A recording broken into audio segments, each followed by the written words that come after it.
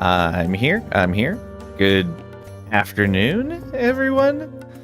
It's Monday, and we have some kind of last epoch, but not quite. And I just realized that I don't think I changed my settings on Twitch. I did not. Sorry, everyone. Let me fix that. Haha. That's that. The game changed real fast so we don't get in trouble with Twitch, and then fix the title.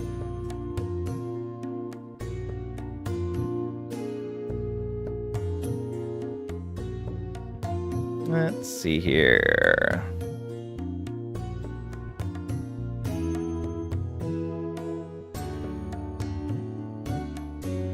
Yeah, let's just do that. There, and we don't need that.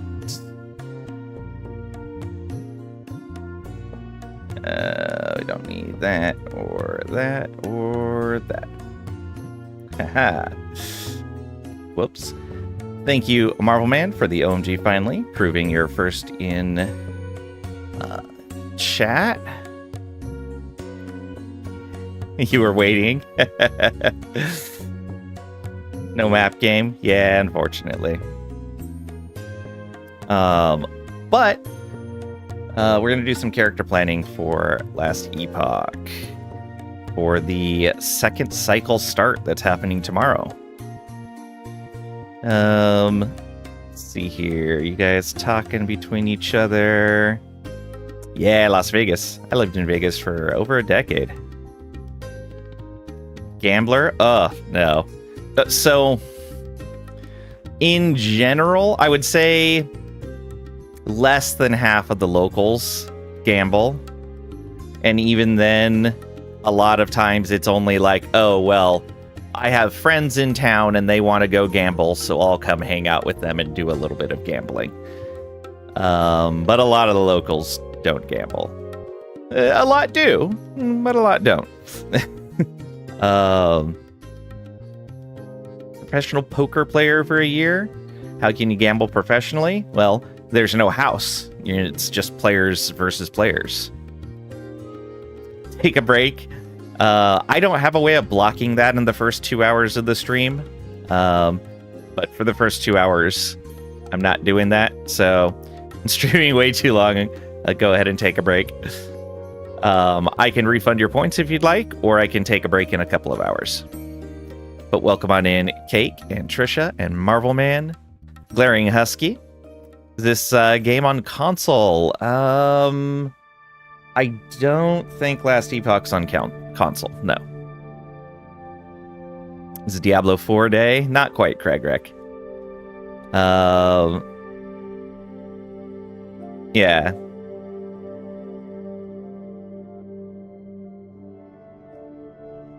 You'll need the manager, you said PoE. Yeah, sorry about that. I thought I clicked to save that, and I must not have, and then changed the page or closed it or something. It's been on the radar and discussed as a possibility to be on console. Oh, okay, good. Does have full controller support. Yeah, I did know that. Through Steam. On the other end of the spectrum, not sure if other players would be happy to take advantage of you or irritated they'd make dumb plays. You get at roulette, though. That's fair. If you do it professionally, it's very specific and disciplined method, and you aren't just tossing money into slot machines. Oh, yeah, absolutely. You'd like a refund? It's meant as a joke as well. Yeah, I figured so based on what you said. All right, no problem. I don't mind refunding your points. No thieving of points. All right, so there's a lot of neat stuff coming out in this next cycle for Last Epoch.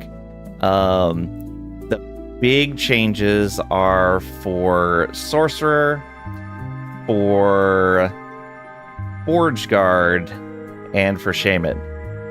Those are the big changes. So I think I'm going to do Sorcerer first. But we'll see. Well, we're going to get a little bit of planning in here first and see what we want to do. Let's go ahead and just get some passives in here. Let's see here. I think I want to go towards one of the mana builds, because there's some really neat stuff for if you have at least 100 mana. So let's try to build mana. Every 3 seconds. We're probably going to do a channeled spell. I feel like the music is a little too loud. Bring that down just a bit.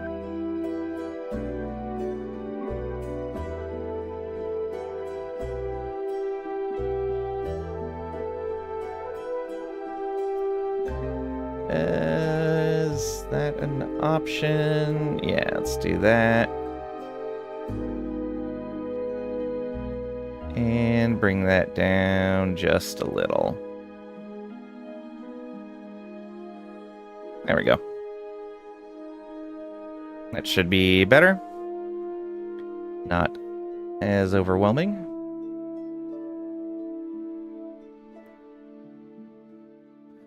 So, get some mana there. Ward gain per 10 health. Damage. Intelligence. Lightning resist. Fire resist. Let's get some of that. And what do we have out here? Attack and cast speed. Always sounds great. 3 points, you get cooldown recovery for teleport. And for snap freeze. Though snap freeze isn't as good as it used to be.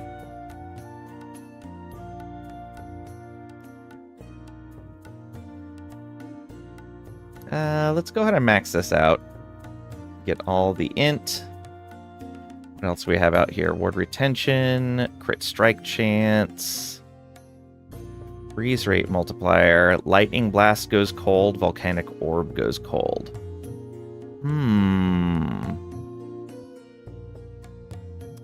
Don't know if we want to do that. There are some neat nodes there for it. Let's go ahead and go attack and cast speed. Bonuses for the last little bit there. That gives us all of those. Now, if we go into Sorcerer, let's look for mana nodes first. We do have mana here. We'll just max out all the mana nodes first and see where we end up.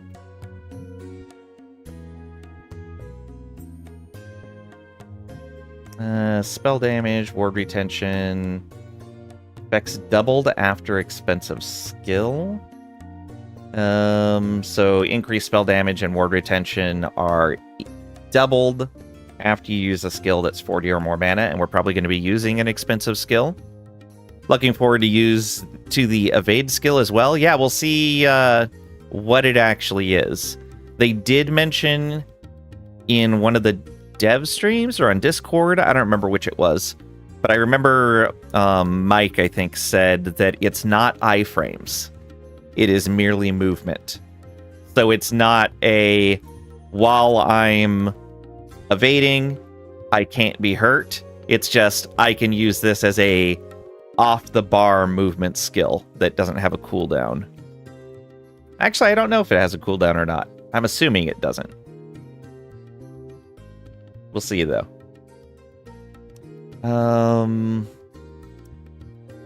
Ward gain per mana. That could be interesting. It does have a cooldown. Okay. Where else do we have mana? Right here.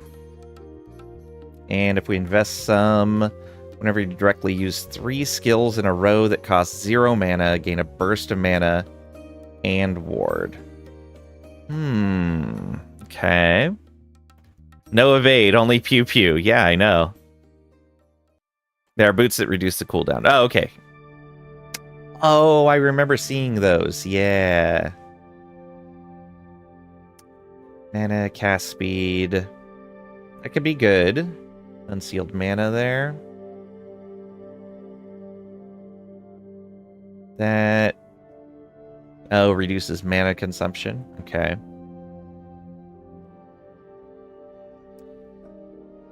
Is the Warden's Echo node, is that just all mana consumption across the board is reduced by 80% by putting a point in?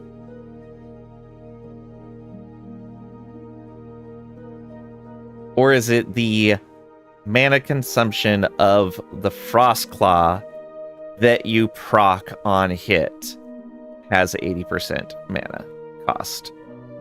I'm guessing it's the latter. Or Zap Zap instead of Pew Pew. That's true. Alright. And we're probably not going to use Flame Reave or Enchant Weapon, so we probably won't put any points into Spellblade.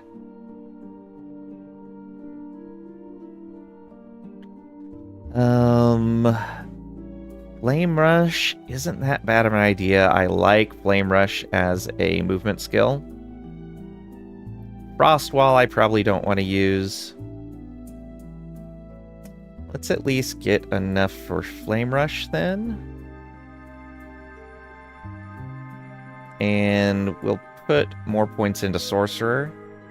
We'll come back to Rune Master though later if we have more points that we can kind of chunk into there.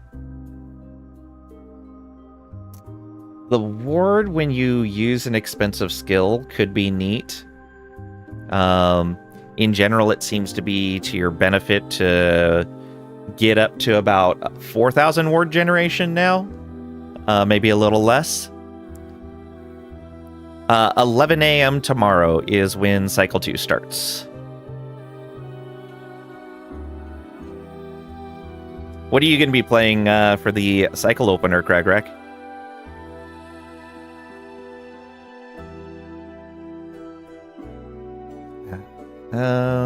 Let's see. You like Necro? Nice, nice. Not many changes there. In fact, I don't remember off the top of my head if Necro got any changes. In a pretty good spot. Well, unless you were relying on a lot of ward. If you were relying on a lot of ward, then Necro got some big changes, but if you still kind of struggle with core survivability. Okay. If we have some time after we build a starter here, maybe we can try to plan out a Necromancer and see if we can get some survivability in it. Try to make something that's maybe would be considered hardcore viable, even if you're not playing hardcore. Hey, non-major nerd, welcome on in. Hope you're doing well today. So in this chat, PoE doesn't mean power over Ethernet. I actually had the wrong title initially, the wrong game. It was still from yesterday for Pillars of Eternity. Though, since we're on an ARPG right now, it could mean Path of Exile too. But I also did IT work, so power over Ethernet makes sense too. It all makes sense.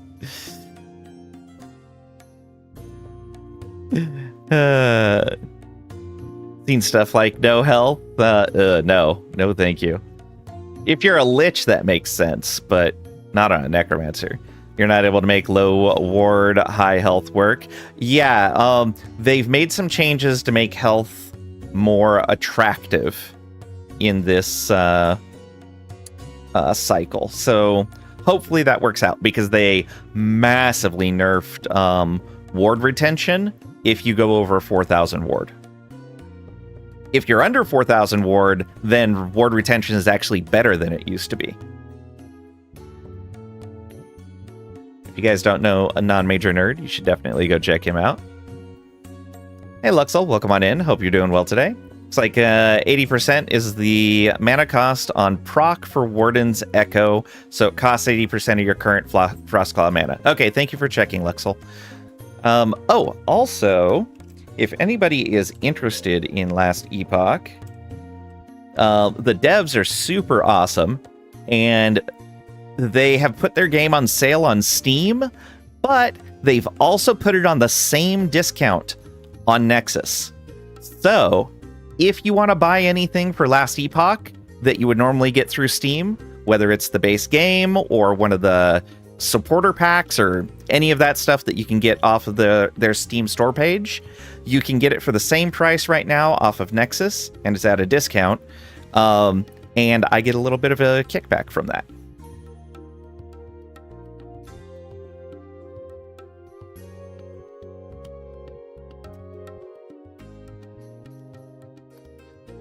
You're not sure what Sparrow did for what?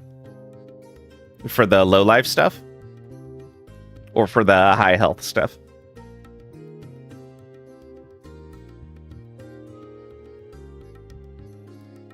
For Necro in general? Wow, I don't remember what build he was using. I don't remember at all what he was playing for Necromancer.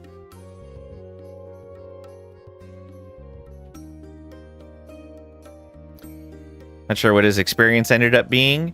I seem to remember he was having fun with it. Alright, let's go ahead and, you know, since we're not going to be playing in hardcore, maybe we'll go a little glass cannon. So let's get at least 4 points into this. But again, we're gonna look for any mana that we can get.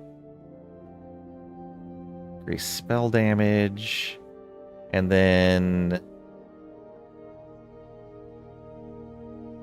yeah, so we use a high mana cost skill and we get a whole bunch of spell damage. What else are we looking at in here?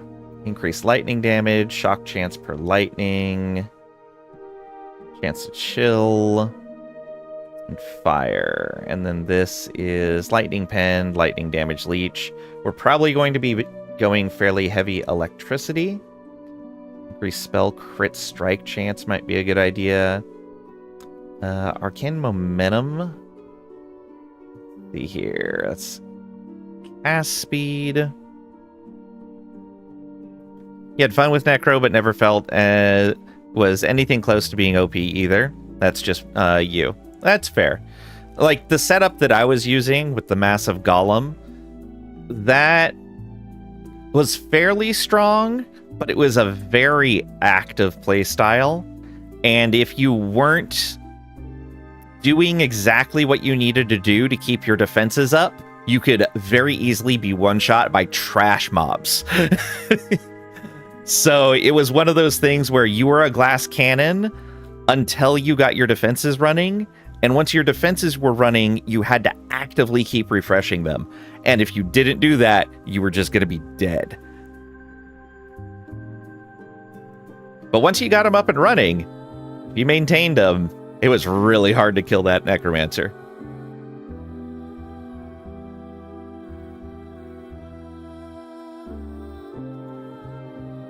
Unfortunately, that Necromancer won't really work anymore between the changes that happened last cycle and the changes happening this cycle.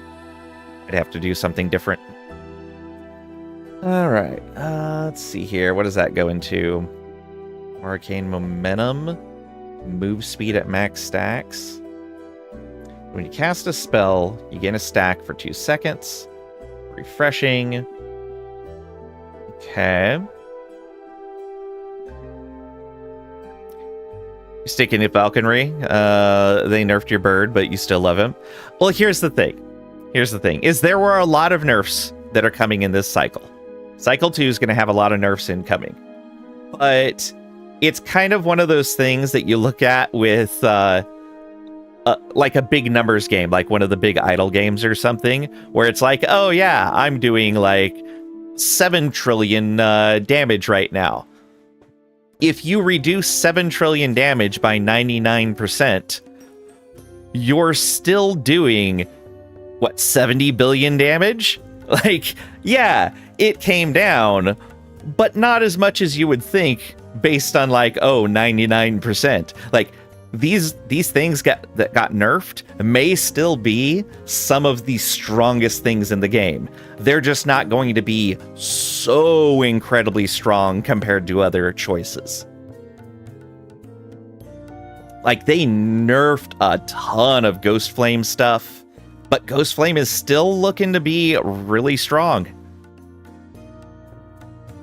I think the biggest thing is if you were relying on something that was generating tens of thousands of ward or more, then that isn't going to be a viable thing. Like, you're still going to be able to generate like 15, 20,000 ward, but you're not going to be able to generate the crazy amounts of ward that you used to be able to. And it's going to cost you a lot more to do so. Yeah, I'm pretty sure we're going to be going lightning damage. So let's get some shock stuff going.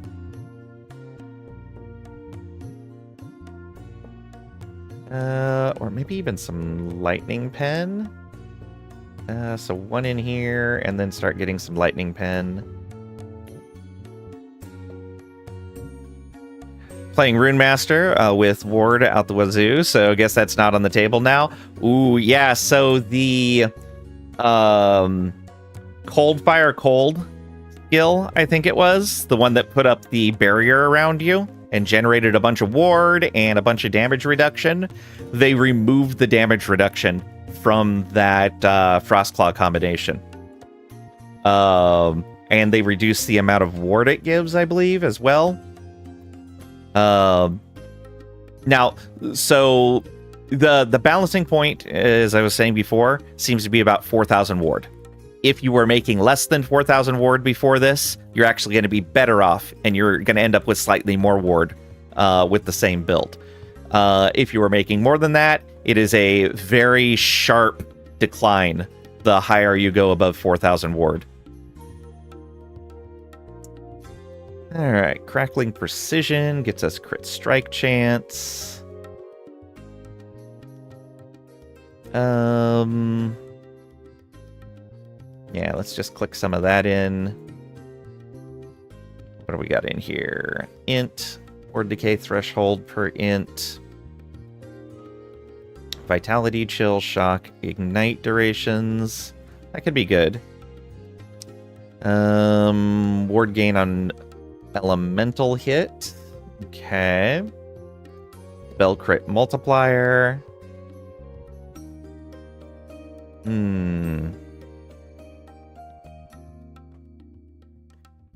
Yeah, let's go with more crit chance. Just keep pumping that up. And then some crit multi. Let's see here. Spell damage, cast speed, elemental resistance, elemental damage, stun chance with elemental skills. Ah, there it is. Chance to cast Spark Nova. When you critically strike an enemy from at least 4 meters away, a chance to cast Spark Nova. Spell that deals lightning damage to nearby enemies. Control, I believe. No, shift. I thought there was a way to hold that. Or was it alt? Nope.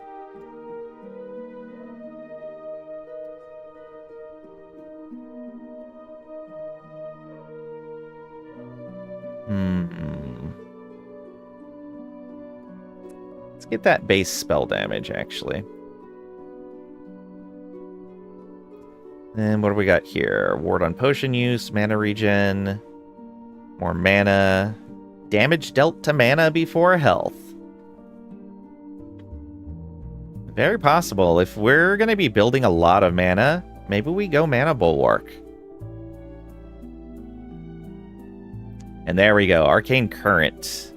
Lightning damage to shocked enemies.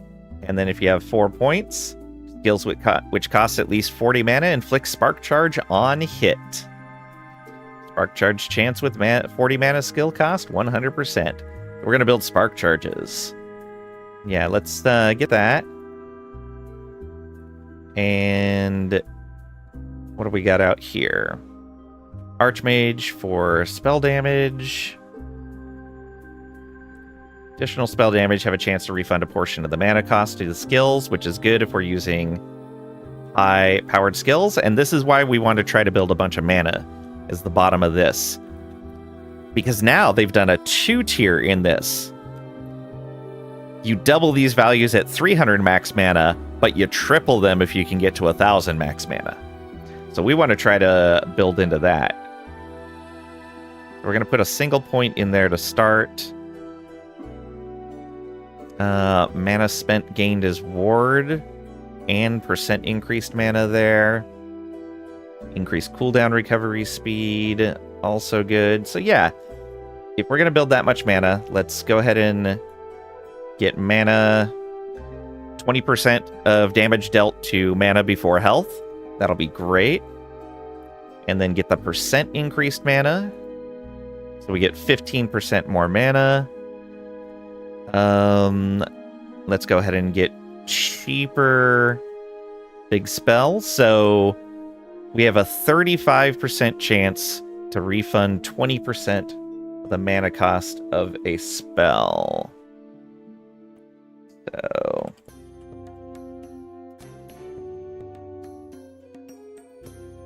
So that's in general a 7% reduction in the mana cost of our spells. Okay. It's not terrible. Let's see here.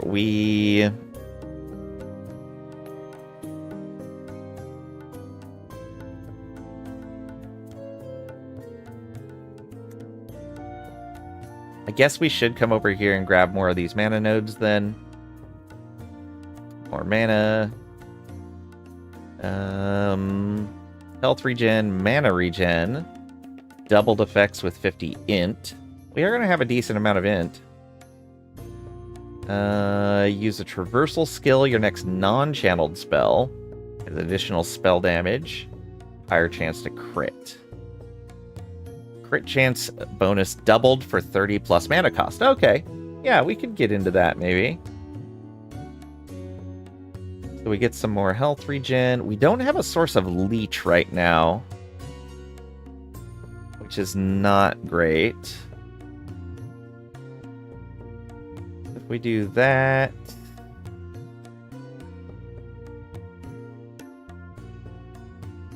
Yeah, we get some more base spell damage. We get more crit chance on next spell every time we traversal.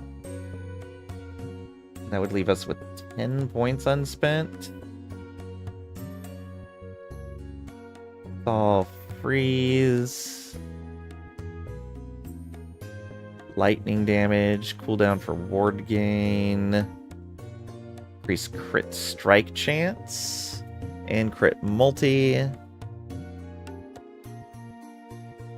Fire and lightning damage. Arcane lightning casts. Get an enemy with lightning skill. You cast arcane lightning at additional enemies, dealing lightning damage. Effect is a 5-second cooldown. And at 5 points, it always critically strikes.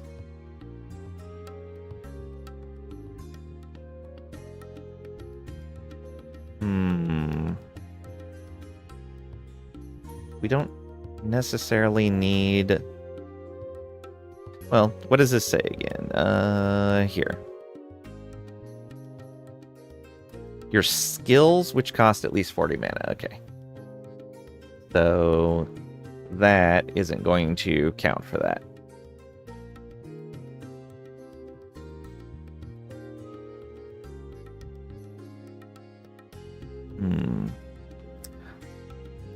Wow, no longer prevents mana regeneration. Yes, they removed that from almost all channeling. Channel cost is now 48 from 40. Everything else in that spec is cost point nerf. Ghost Flame, sorry. Yeah, so almost every skill, almost every channeled skill is now the mana regen, the base mana regen rate of 8 has been added to the channeling cost of the skill, but the skill no longer eliminates mana regeneration. So if you don't build any mana regeneration, it doesn't change anything. If you have no mana regeneration built into your build, channel skills work like they worked before. But if you want to lean into mana regeneration, then you can actually reduce how much mana it takes or even gain mana while you're channeling if you build enough of it. It is an amazing change, and I love it.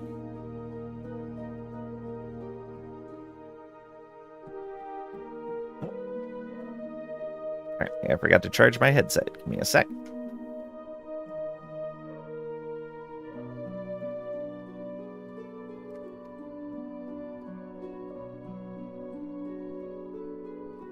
Okay.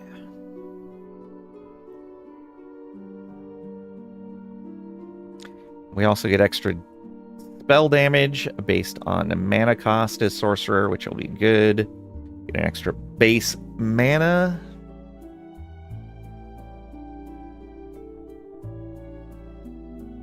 I think we do want to get 5 points at least into calculated destruction.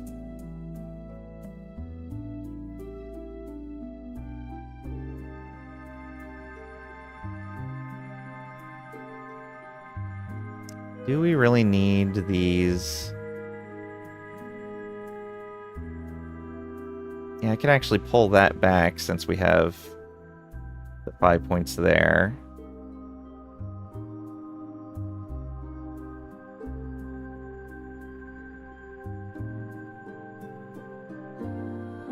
Oh, it is a lot of increased spell damage for a high-cost skill.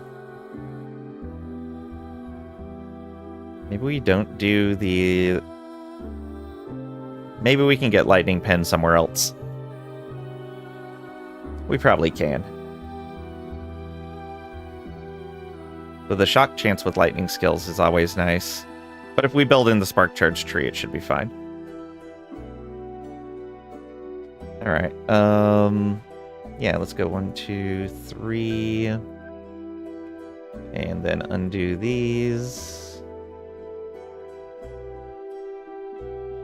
I think that's still enough, right? 8, 16, 24, 32.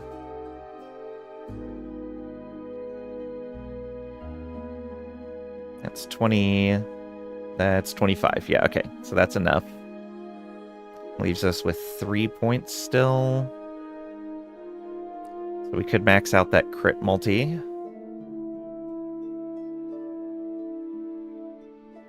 We may have to go into some of this ward generation somewhere.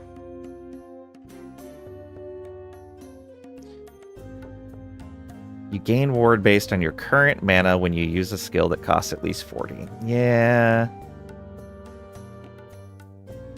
You gain 1, so it's 1 point per. Yeah. 1 point of ward per 15 current mana. Okay.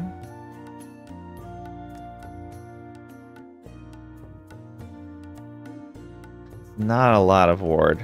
Even if we, like... Yeah, it's not a lot. We would need other sources to make that actually useful. But we do have some decent ward retention there. We would need a lot more.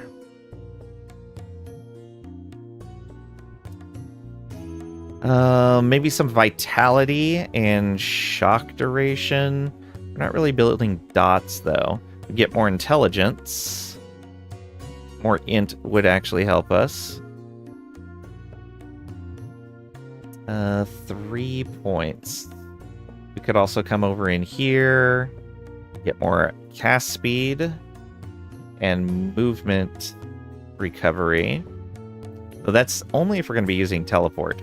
If we don't end up using teleport, I'll probably move those 4 points into maybe a point there and then some points here. Yeah. Or more crit strike chance. And crit multi.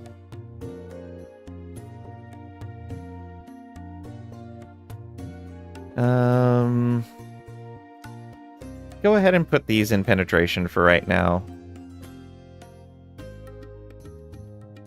All right. This is without even knowing what skills we're going to be taking. I just wanted to have the tree fleshed out, and then we can mess with our skills and figure out what we're doing from here. So skeletons and skeleton mages had their base health buffed. Oh, yeah. Most minions had their health buffed. So they could stay alive better. Gain 8 health per level from 5. That's what it was. Yeah, most minions of all sorts had their health buffed. Stormcrows especially got some major defensive buffs. They might actually be able to stay alive now. 8 health per level from 5 and 8 health per intelligence from 5. Vanilla skeletons got a base 20% to poison on hit now. Oh, I had missed that. That's interesting. Maybe you could actually build in some nice poison stuff. Let's look at skills. So the first thing we know we're going to want is...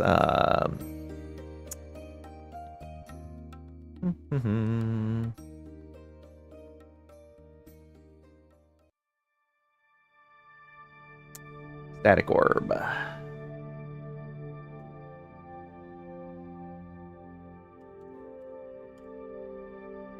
Static Orb? No.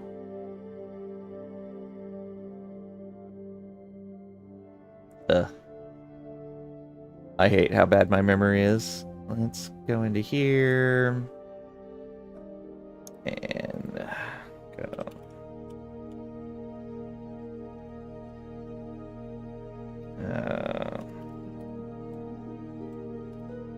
Spark Charge. So we can get Spark Charges from Lightning Blast, it looks like.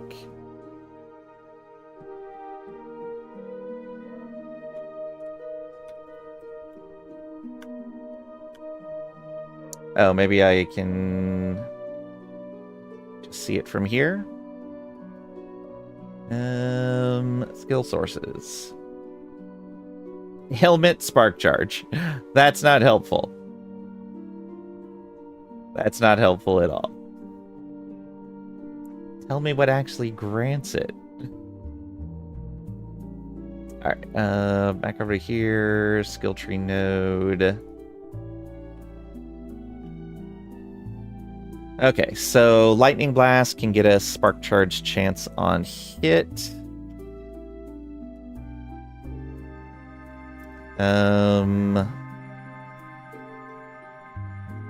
Then if you hit something with Spark Charges, right?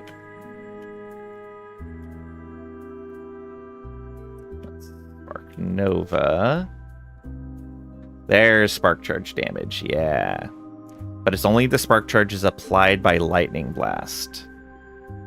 So the ones that come from our passive tree won't count. Hey, Mastani. Welcome on in. Hope you're doing well today. Cycles in second or something like that.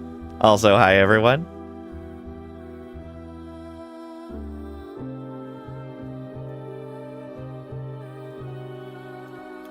If you guys don't know Mastani, definitely go give him a follow.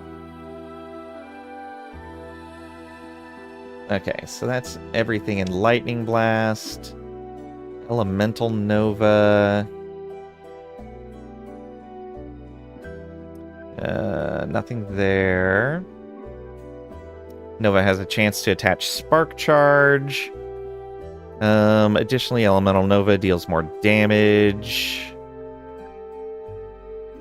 Okay. That's the only thing there. And then Mana Strike.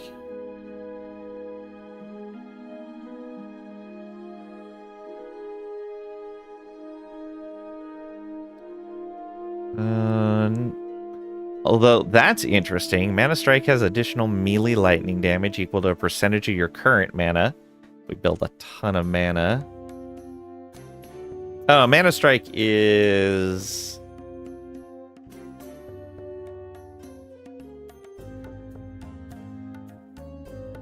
No, Shatter Strike is theirs. Okay.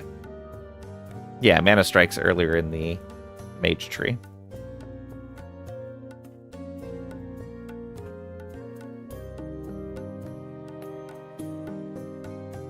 You're in a bus to Paris, then home overnight. Network is relatively bad. Aw, just come back. Thank you for the shout out. Oh, thank you for being here. We really appreciate it. Safe travels indeed. 40 minutes left for this bus, then 2-hour wait before the next bus. Oof. Well, we'll be here for you to hang out with. It'll be fine. Alright, let's see here. We could apply Spark Charge with a Mana Strike, but if we're going a high spell cost, it's not going to be the way to go, so Lightning Blast. Disintegrate will do it too.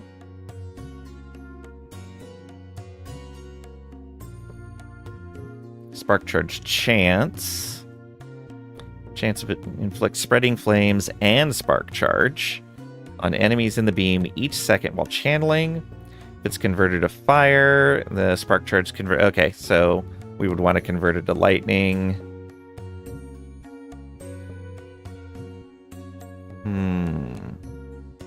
And then the Spellblade Surge.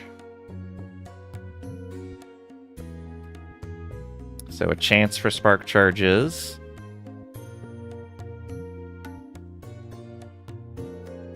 Spark Charge damage per sword. Okay. Shock duration per sword as well. Thunder and lightning, very, very frightening. We can hope. Okay, and then it's the Spark Charges applied specifically by Surge. Do more damage. Explosive Trap. Spark Charges.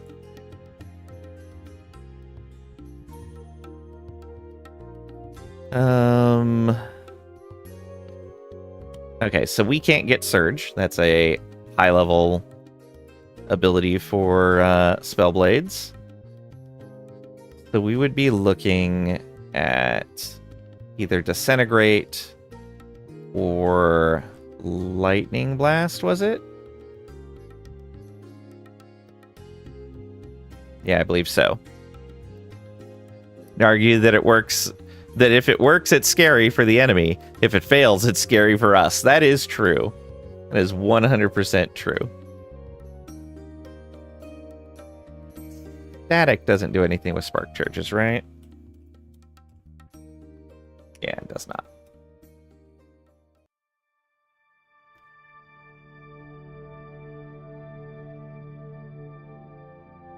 Let's look at Disintegrate first.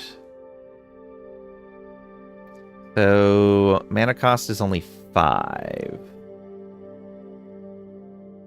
Yeah, that's not going to get us unless we take it off of being channeled.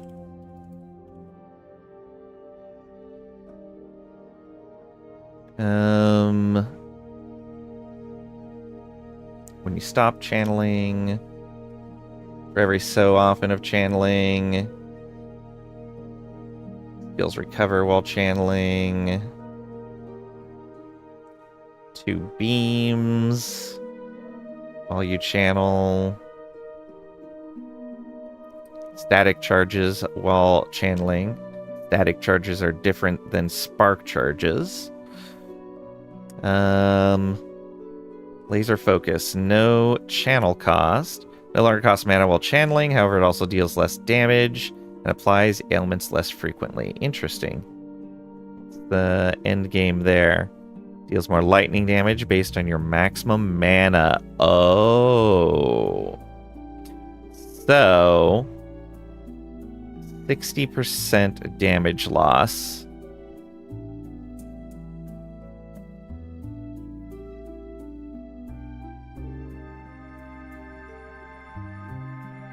So if you've got over about 500 mana, you'll do more damage and not have a channeling cost. Okay. That might actually be the way to go.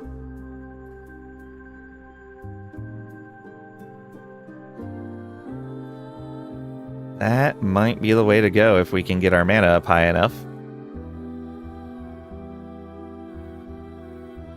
Sings give me my give me a mana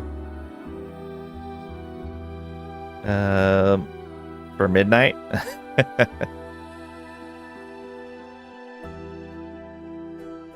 What do we got here? Let's Leucomancer, reduce mana cost. That's the Spreading Flames one. That's Aura. So this wouldn't let us get the high mana cost that we're looking, but there is an interesting thing there if we did want to go Disintegrate.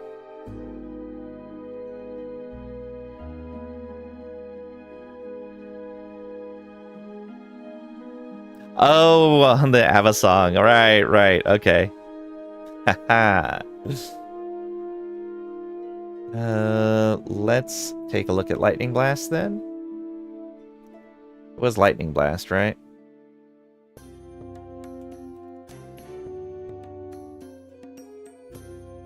Detonate Spark Charges.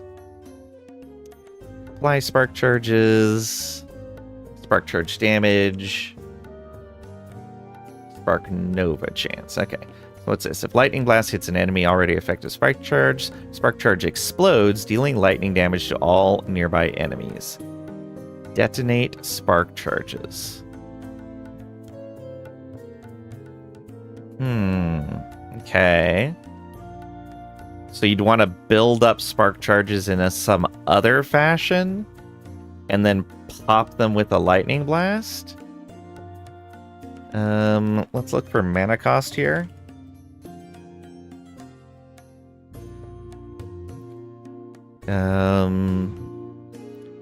So we could put that up 12.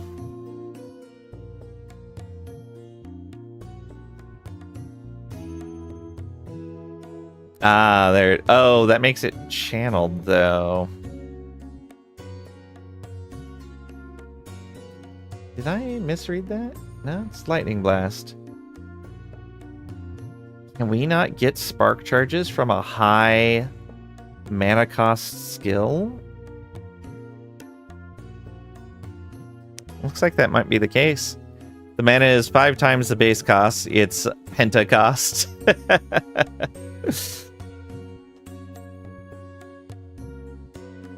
That is true.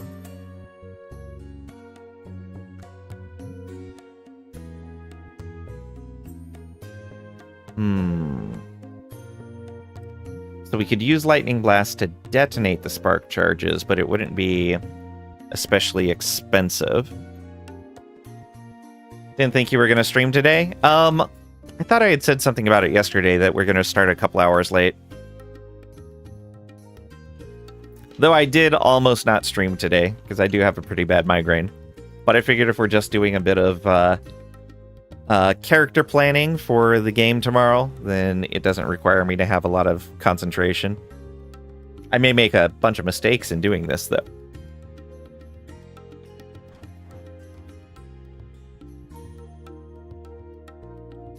It's a figment of your imagination. We're not really here. Hey, Vald, welcome on in. Hope you're doing well today.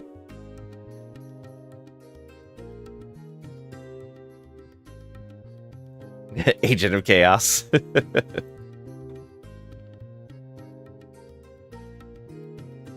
Could you decide with in PoE, Raedric or Holsk? Oh, I don't remember.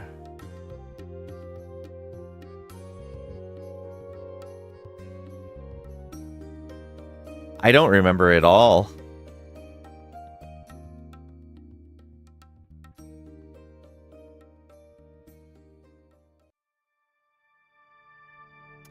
What kind of tool do you use to measure the penta cost? Oh no. I don't know, Mastani. What kind of tool? Siding with Raedric, also got through his keep without killing a living soul. Let's see here. Oh. I'm pretty sure I sided against Raedric. Because of Edder's experience with him. A pentagram. Yep. I saw it. I saw it. But good job getting through the keep without killing anyone.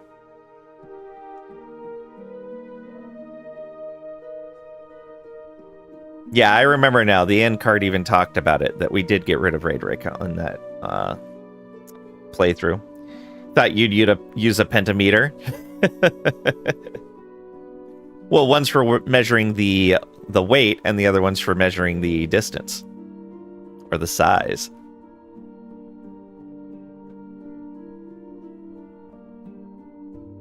All right.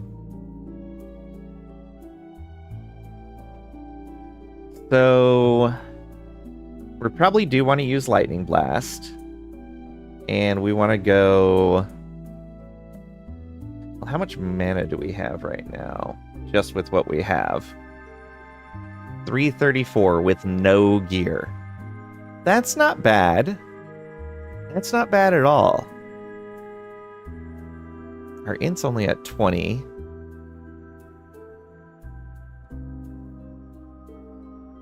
So we look at... Well, no, we won't bother with gear right now. Not until we do our skills. Apparently setting with Raedric is better for the Gilded Veil. Yeah, you leave a power vacuum by getting rid of him. But he is definitely not a good person.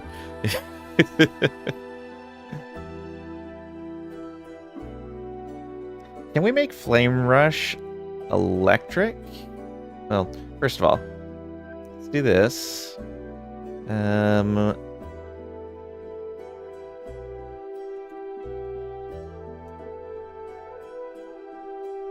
Yes. Okay.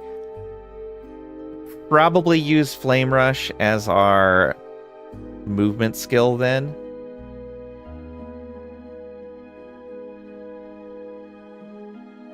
And that changes it to cold, which is not what we want.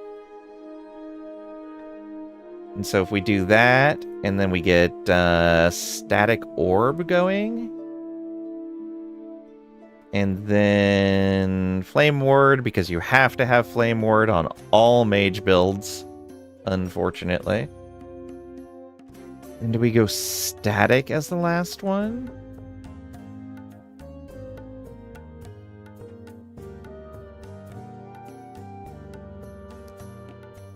You're on a bus, bored and tired, gives you a lot of excuses. That's fair. What does summons call the competition of drawing a pentagram? Pentathlon? Yes, I do know about the pentathlon. Official Olympic sport. What would a professor write if they're on a bus full of comedians? A silly bus. No. Thank you, Trisha. You're on a Flix bus, so you tend to zap. The Game Changers show just recently had an episode where part of it was they would bring out a clown and ask the contestants to name the clown, like give the clown a name based on what they looked like. There was some pretty good stuff in there. What was that? Extra bad or extra good? Yes.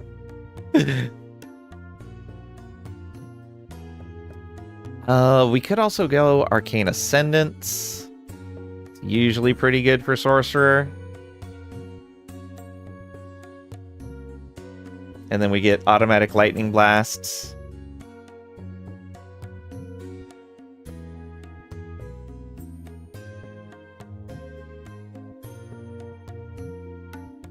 Yeah. And we can make it more frequent. Mark enemies. Dealing lightning damage. Mark of Thunder does more damage. And yeah, it doesn't really have that much of a mana cost. It's going to drain mana.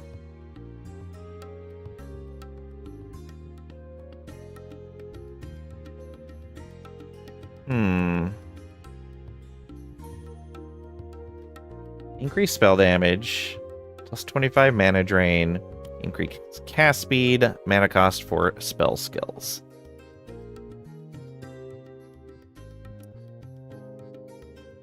I wonder if we could get our mana recovery high enough to not be losing mana. Oh, okay. The mana drain goes up 1 every second. Okay.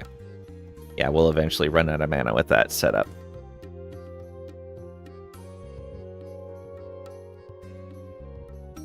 If she gets stuck answering, it means it was very good. Oh, man.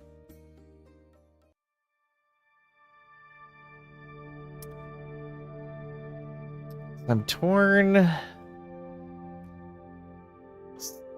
Kind of want static charges. Playing on a Monday, what a treat. Yeah. Well, like I said earlier in the week, I have to repay some friends for the vet bills for Luna, so I'm going to be streaming as much as possible to try to make up for that. Okay, so what are we missing out on with static here? Oh, we might be able to make static a high mana cost skill.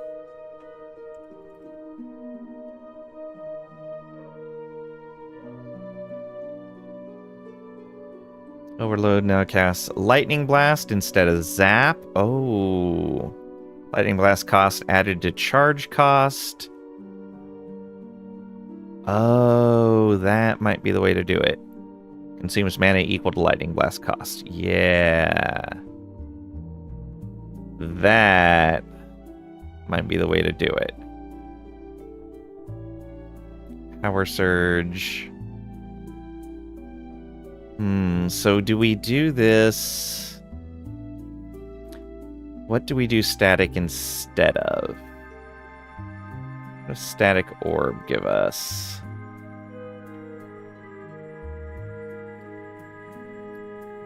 For 4 seconds after using static orb, directly casting lightning blast, and hitting at least one enemy will return 25% of static orb's mana cost. Okay. Oh, static orb is a big mana spender. That's probably okay. Mana recovery requires to cover it once before you can recover it. Don't forget your extra blankets. Also, welcome on in, Pat. Hope you're doing well today. No piercing or hit damage per 1 mana cost. Ooh. They explode rather than hitting. Mana charged. Max mana to mana cost. Plus 4% per point. Deals more damage for 20 maximum mana. But it costs more mana equal to a portion of your max mana. Okay. Wow, we could actually end up with a huge cost on static orb because of that. No pull there. And then ball lightning.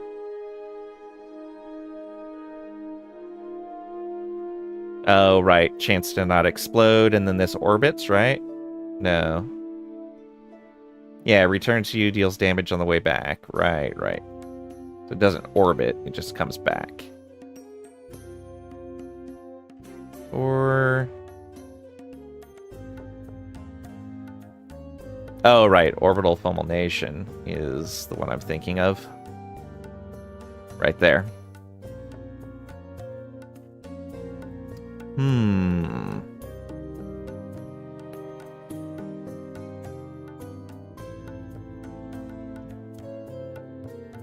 More explosions! Yeah. The static orb would be guaranteed to be a high mana cost skill. So we'll come back to static orb. Let's try to build... oh, respec. Let's try to build static instead first, where it comes in and it procs Lightning Blast.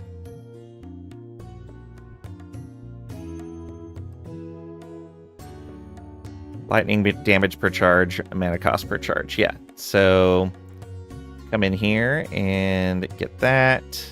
We do that. So the mana cost keeps going up the more charges we have. So static charges up as you move or when you get hit. Activate static to discharge. Right. So we would be going along the route. Oh, right. Striking up to 5 nearby enemies, 100 charges maximum.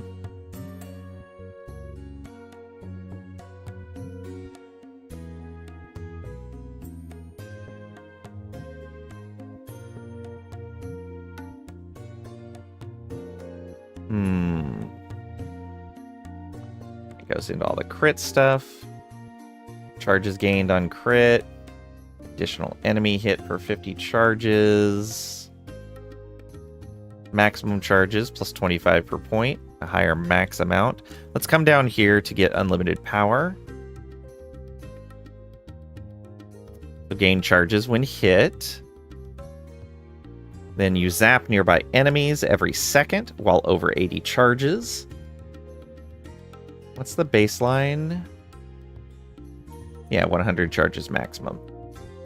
But we could build that up higher with overcharge.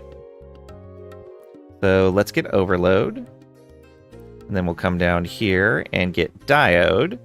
Improves Zap's base critical strike and expends fewer charges.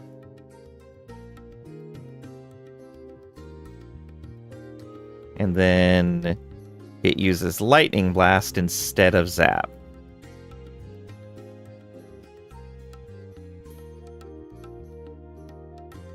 So the Overload node now casts Lightning Blast instead of Zap. Overload expends additional charges equal to 5 plus Lightning Blast mana cost. So it expends charges equal to 5 plus Lightning Blast mana cost.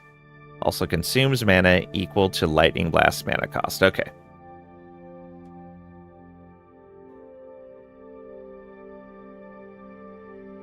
To build static, you have to stay perfectly still, which is counterintuitive to building.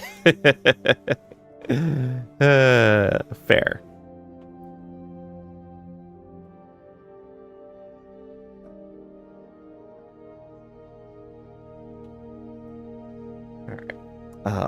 And it is going to be a short stream today. I do need to stop in probably like 2.5 hours or so. But the rest of the week is going to be long streams. So I don't think that unstable will apply to unlimited power, because it's cast Lightning Blast instead of Zap. Overload charge cost up, yeah.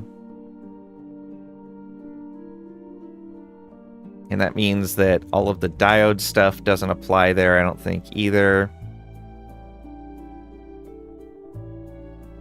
Alright, what do we have up in here? Maximum shock stacks. Kinda nice. Is real life evil overlord stuff to do. Additional spell and melee lightning damage. We'll see. I just don't want to stream too long because I'm not feeling well. And I want to make sure I'm well rested for the Cycle 2 release tomorrow. Unstable would require carrying a stable around and duck in and out. Are we building strength? Not yet. Your next melee attack grants charges on hit. Effect has a 1-second cooldown. Board gain per charge. Cooldown reset at maximum charges. Discharge hits more enemies. Movement charge rate. You gain charges faster while moving. I kind of like that. Enemies that hit you are shocked while you have more than 80 charges. I do like that as well. Gain charges while moving much faster, but charge decay at your movement charge rate if you stop moving for more than 1 second. Charges decay while standing still. Okay. Haste on discharge. Discharge has a higher range. We don't want to be discharging, though, because we want to build up so that it triggers Zap, which instead triggers Lightning Blast. Yeah. That expends 10 charges. I don't know if that discount's going to apply.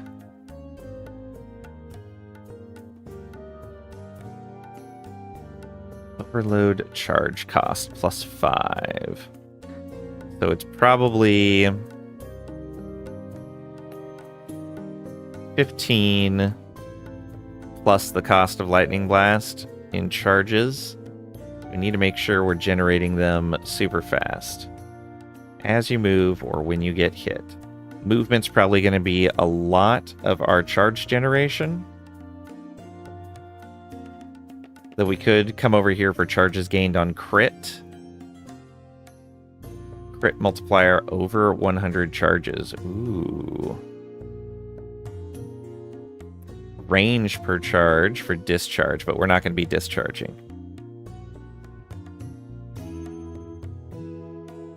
Alright, we're only 7 points in so far. So if we go and get a maximum of 200 charges... Oh, we don't need discharges base critical strike chance increased. Discharge deals additional spell lightning. Discharge deals... Oh, we're not discharging at all. So we don't need any of those nodes.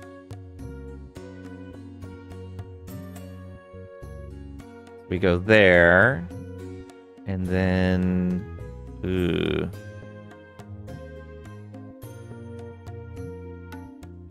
There's a lot of crit multiplier. And we would gain 3 charges on crit. No, gain a charge for each enemy you critically strike. If you have discharged in the last 3 seconds. Never mind.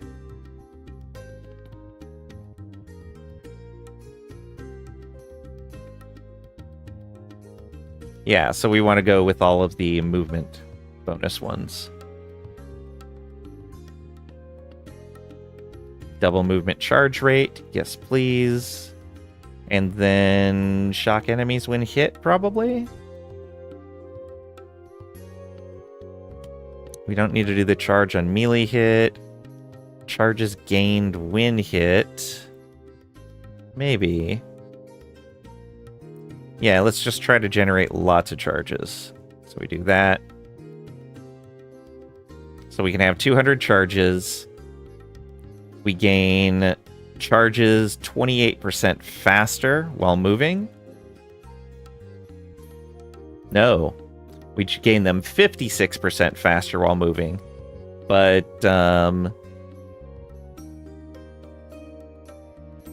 we lose them just as fast by standing still for more than a second. All right.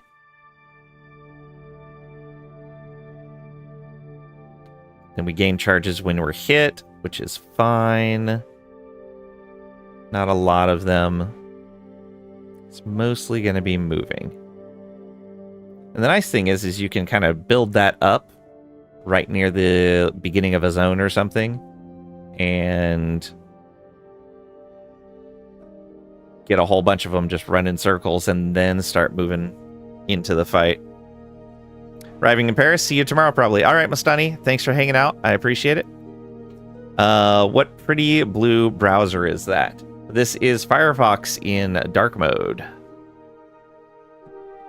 Hey, Kalish. Welcome back. Okay, I think that looks good for static.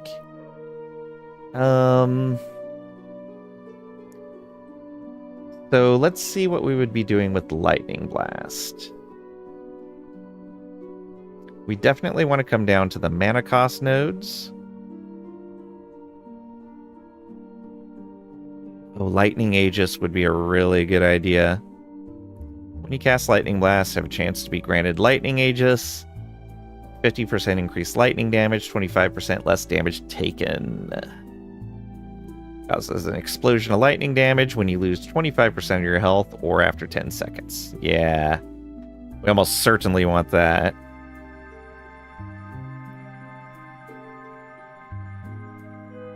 Ward on hit. Shock chance. We don't want to convert it. Cast speed is nice. Though, if we entirely rely on static to cast it, we don't even need to worry about that.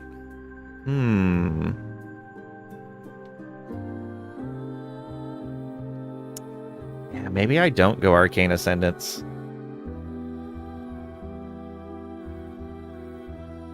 Lightning Blast chains an additional time for each Lightning Blast you have directly cast recently up to maximum. Okay.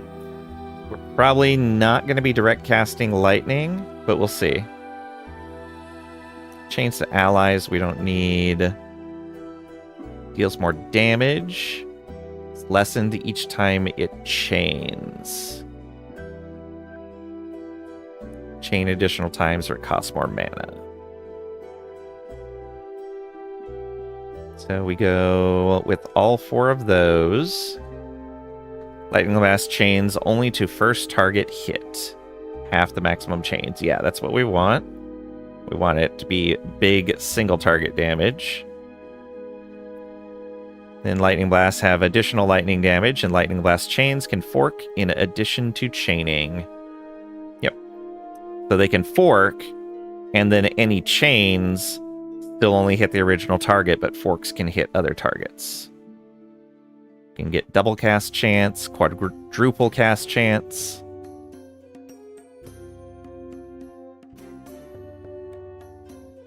We do want to come in and get these spark charges, though.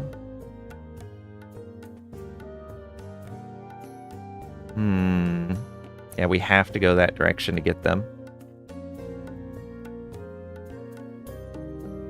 And we want the spark charge damage to go up. And then Lightning Blast hits an enemy already affected by spark charge. The spark charge explodes. Which sounds right. And we basically have a third of a chance of applying it. Plus we have other sources for spark charges.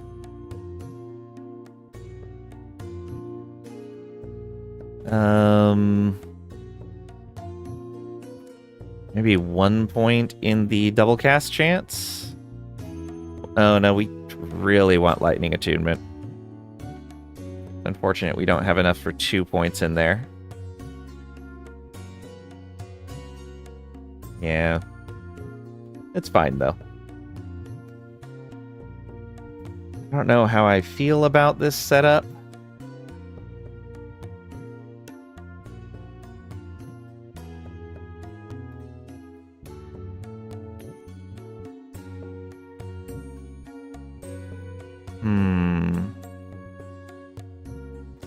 Now, you know what?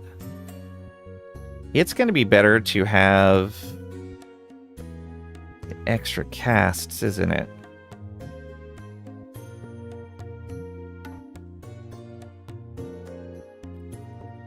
Chain additional times. Does it chain at all in the base setup?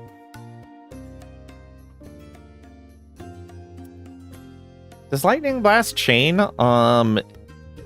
just as a base for the skill? I don't think it does.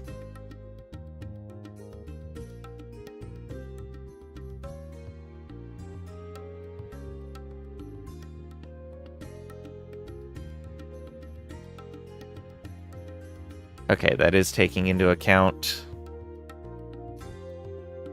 that. So this would put Lightning Blast at 15 mana cost, which means here we'd be burning 30.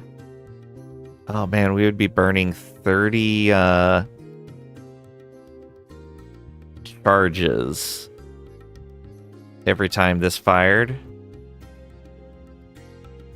We'd have to be generating a lot of static for that to be super useful. Chance to double cast, critical strike. Cannot double cast if it is channeled or cast by another skill. Okay, well that answers that. We should not go this direction, because if we're not manually casting it, then it doesn't matter. Alright, then yeah, going all of this route is good. Double damage for spark charges, essentially. No, 200% more, so triple damage for spark charges.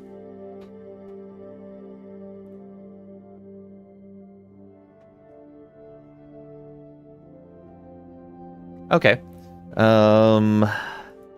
Let's get our movement set up. Static orb in opposite direction. Yeah, I'm really thinking we may go static orb instead of arcane ascendant.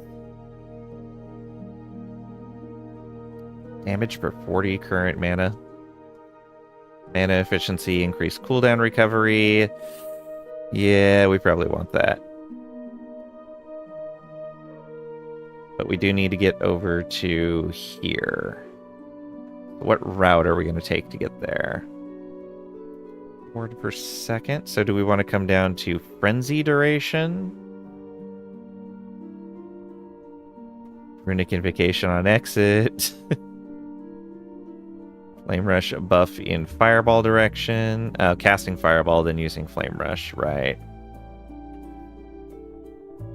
Buffs persist.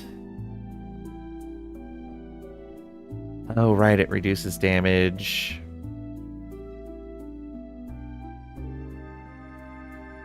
That does volcanic orb.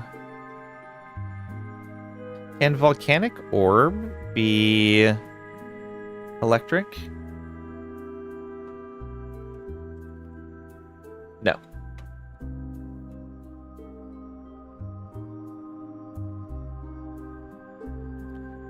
Just died in 7 days? No! Time for a new game, you guess. Yep. You have to start over from scratch when you die in 7 days? No, but all your stuff is in a place impossible to get, you guess. And new start can be fun, you think. Yeah. New start can definitely be fun. But you may feel that you have enough of a base built up that you want to just go back and try to rebuild.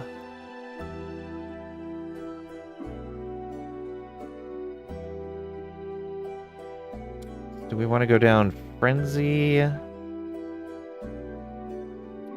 This damage per 40 current. Cliff of Dominion at the end. Cliff of Dominion is something we don't have access to, right? Yeah.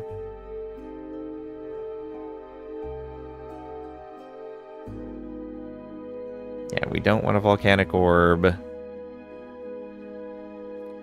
We don't need rune embers. Speed and range actually sounds pretty good.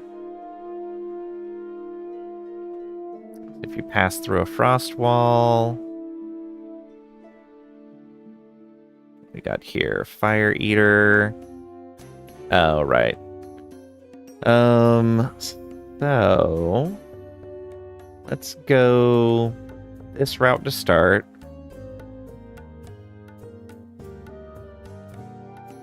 Static orb in opposite direction. Let's try that. With the assumption we're going to swap this to static orb. We want the extra speed. And we want the mana efficiency and cooldown reduction. Now we're looking at a mana cost of 22, a cooldown of 3.5. I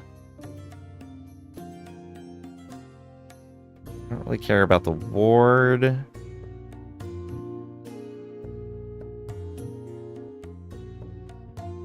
Fire shred stacks. Does this convert shred? Yes. Flame Rush now applies fire resistant shred on enemies it passes through. So we can put shred down on enemies that we Flame Rush through. That could be good.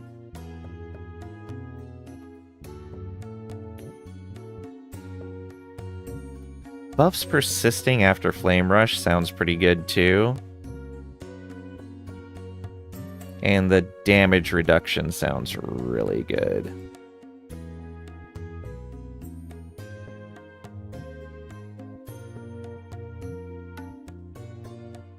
Would like 2 more points in here. 1 more for the buff persistence. And 1 for more frenzy duration.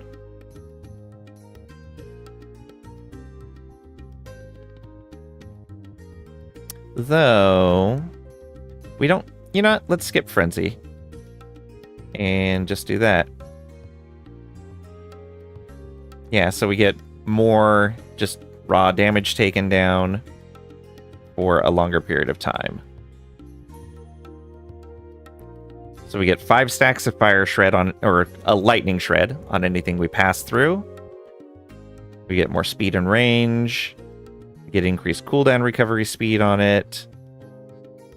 Double effects with 150% uncapped fire res. Does that change here? Blazing Flux.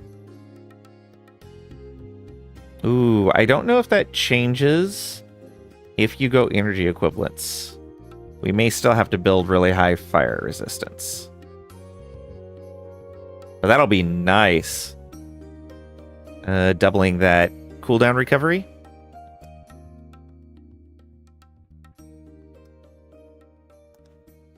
Hey, Dudu Puchalski. Welcome on in. Hope you're doing well today. If you play on level 100 Monolith while at level 70 or 80, will you gain less XP? No, you do not gain less XP. Well, depends on what you mean. If I remember right, the way they do that... Let me pop into the game real quick. Because I believe there's an entry for that talks about it. In the game guide.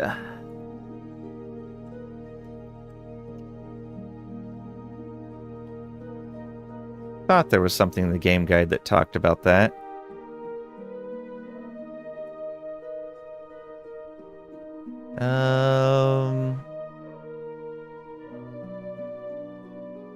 Maybe not. Because there's a certain threshold for being a certain amount of levels above or below a zone that does modify how much XP you earn. But basically, if a zone is, I believe, more than 10 levels above your current level, for each level it's above your current level, you'll earn slightly more XP than you would normally earn in a zone that's at your level. But once you're at 10 or more levels above, it doesn't... Or once you're above 10 levels, it doesn't earn you any more. Thank you, Tricia.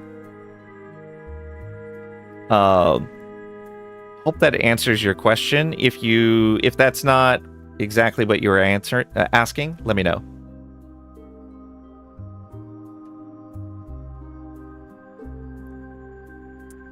Let's see here.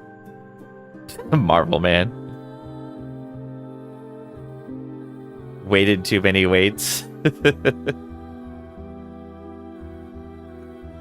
Let's see here.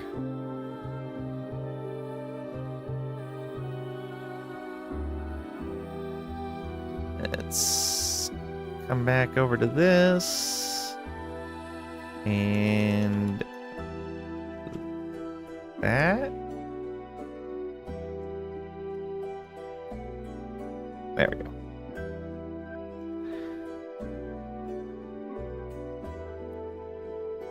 Forced your presidential Egypt to go back to monarchy and set back several more government changes. Oh, that sucks, Pat. Sorry to hear that, man.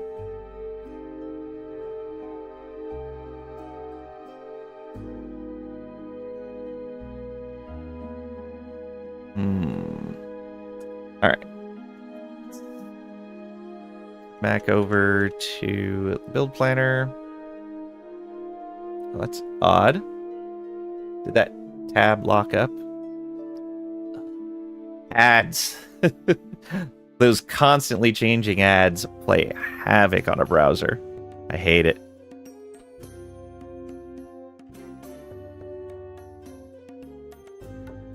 Really need a standalone, like, installable build planner for last Epoch.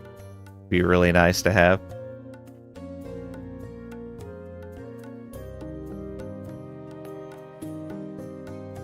Oh, I totally missed that earlier, Kalish. You gave Durance the Disappointer.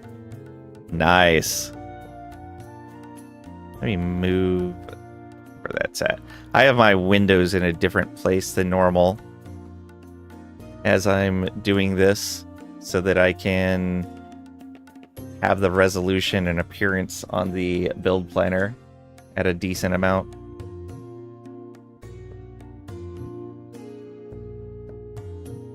All right.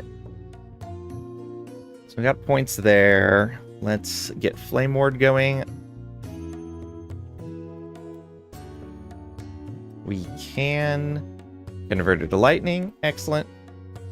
Retaliation damage. Duration. Yeah, we want the duration and mana efficiency. We want the increased. Yeah, we just need that. And then make it lightning.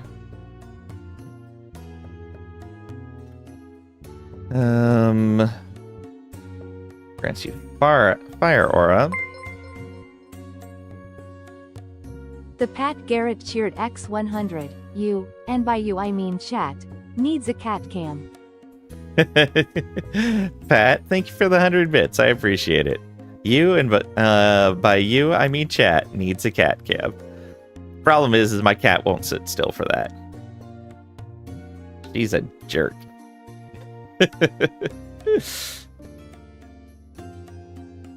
Retaliation damage. Center on the enemy that hits you, hits a smaller area, changes it to cold.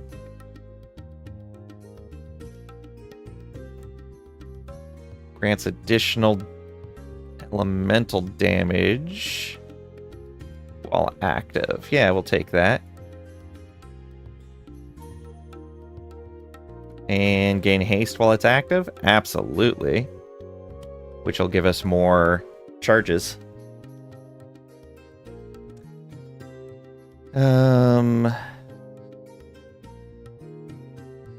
Yeah, we can just in general get more damage as we go.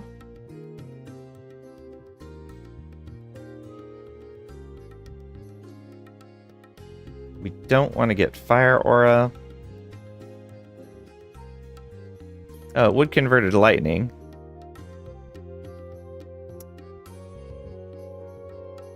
Fire damage. Oh, it's a dot. We don't need a dot.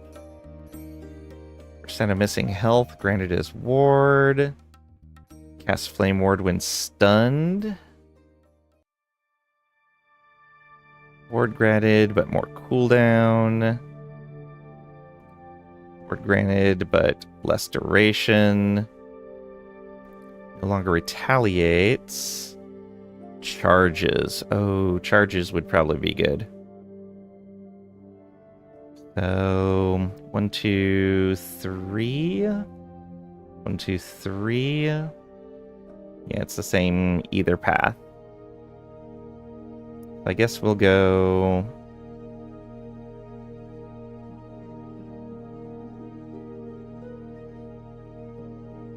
Oh, we don't have enough points. So we'd reduce this. And we get a charge. We don't necessarily need a knockback. Less hit damage sounds pretty great. Reduce elemental damage taken.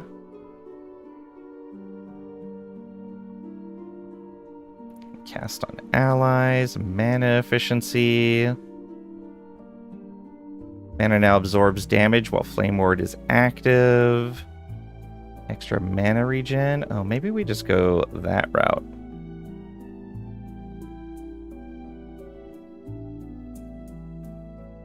The haste would let us generate more static. Put a GoPro on her. I definitely think she would dislike that. The cost on this right now, 25.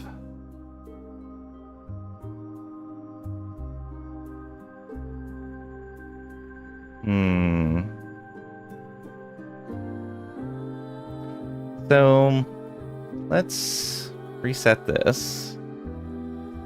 And let's look at just getting the defensive nodes. So we get less hit damage.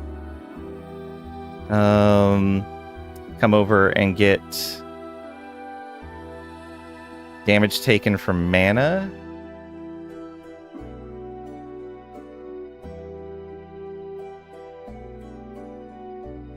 So right now we're already at 40% damage taken from mana, aren't we?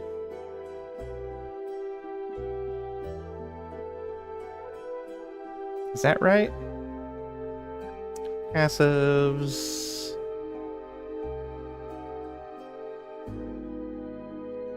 Where was that?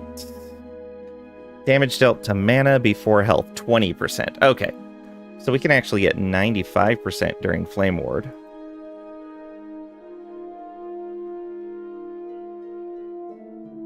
And then get more mana regen, which kind of works as health regen essentially at that point.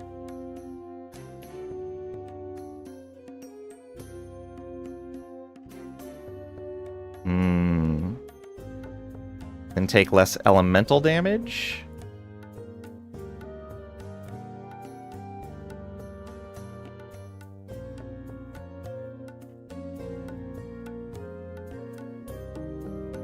Alright, we're not converting it to electricity, and not getting any extra damage out of it, but it provides a massive amount of damage reduction. Not as much elemental damage reduction as I would like. And it lets us burn a whole bunch of mana to protect our health. Alright. Now, if we stuck with Arcane Ascendance, we could have it automatically cast Lightning Blast for us.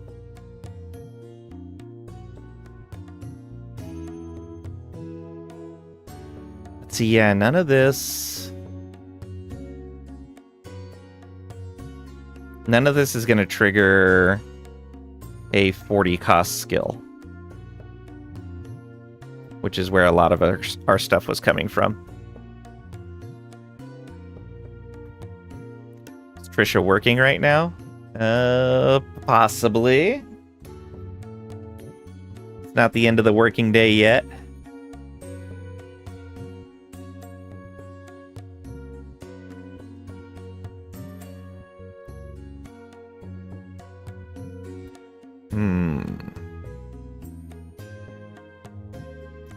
So this was a 2-second cooldown. We could reduce that by 60%. Oh no, the frequency goes up 20%. So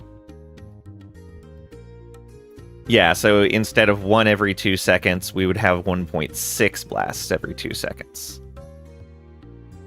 Okay.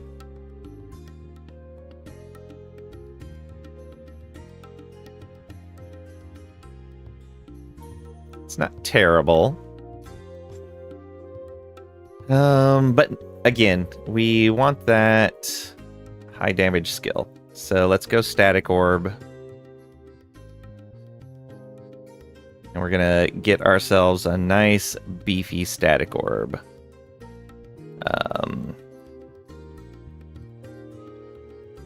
Okay, there's no Spark Charge stuff in here, so just mana stuff.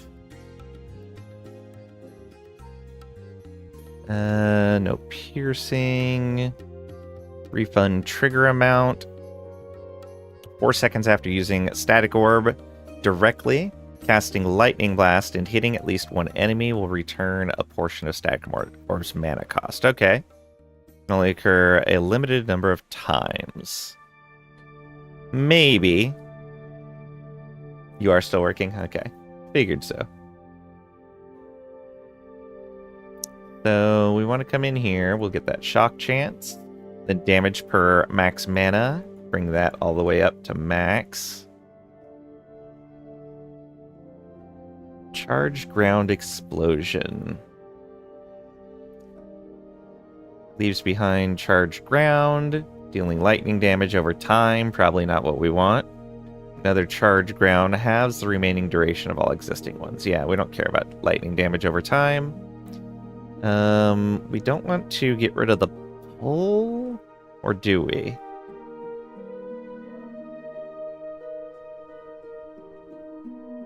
What's the cost now? 38?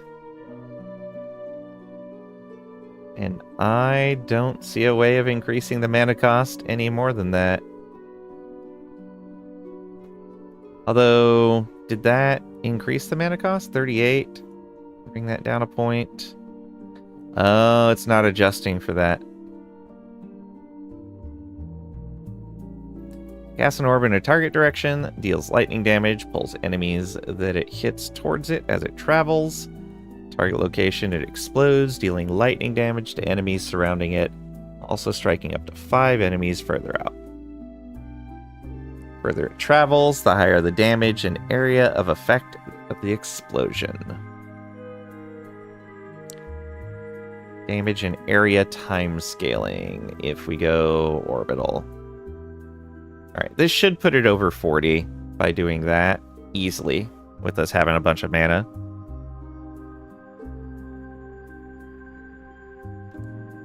How limited? What do you mean, how limited?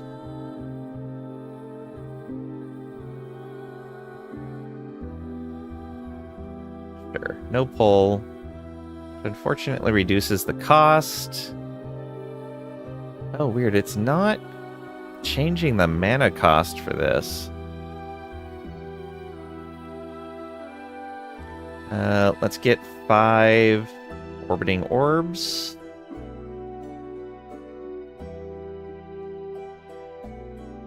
Spell damage to shocked enemies. Static charges on hit. Ooh, there we go.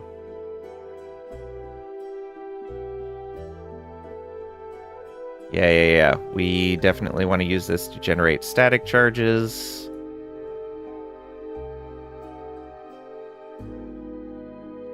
Don't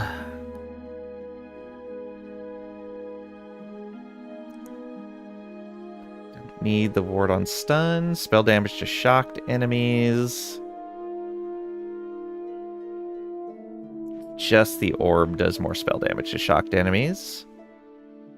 Explosion tendrils. Creates additional tendrils to hit enemies outside the explosion area.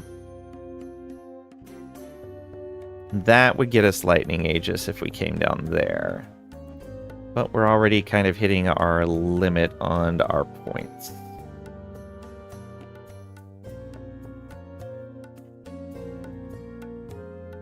This would have the orb do more damage. Larger area, explodes after 4 meters, so it would reduce the orbit duration quite a bit.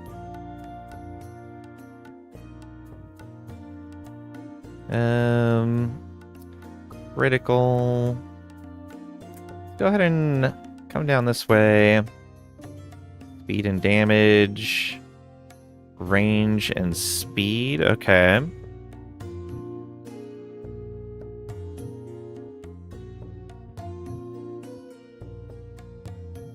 So 1 in here for Lightning Aegis. For a short duration on cast, grants... Okay. So we get 2 seconds of Lightning Aegis every time we cast. There's no cooldown on Static Orb, though.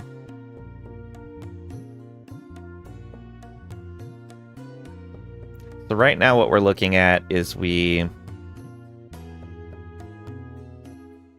Although, you know what? I'm missing, like, more multipliers all over the place. Aren't I?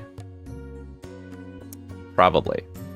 Alright, what is our primary source of damage going to be? Lightning Blast, right?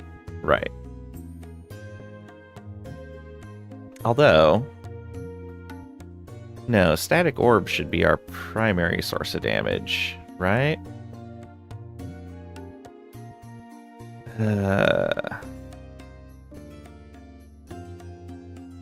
Feel like I'm splitting stuff. I feel like I'm trying to do two different builds in the same build. Probably need to entirely build around Static Orb.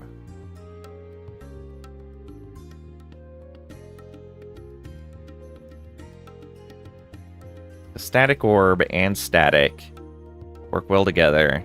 You can build those static charges.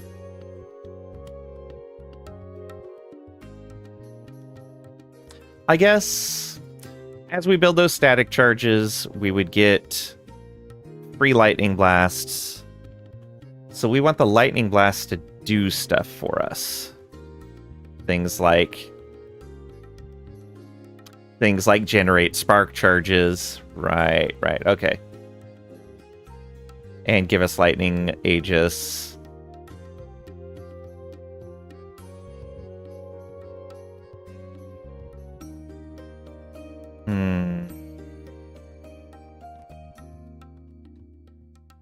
Can we... probably applying shock chance using... oh, yeah. We would want this to be applying shock chance for us.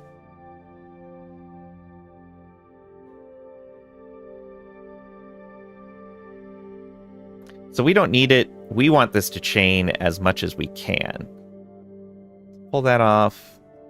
That would give us 15% shock chance. It's not great, but we should have a decent amount of these going off.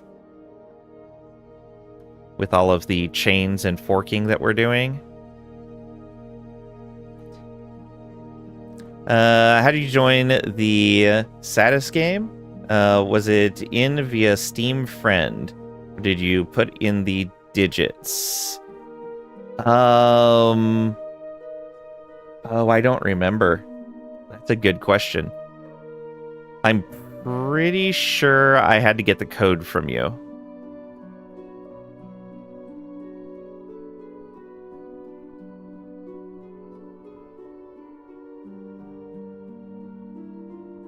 Lightning into cold is not what we want.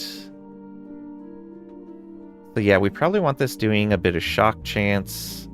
Let's not get lightning Aegis from this. Do we want to rely entirely on Static Orb to give us lightning Aegis?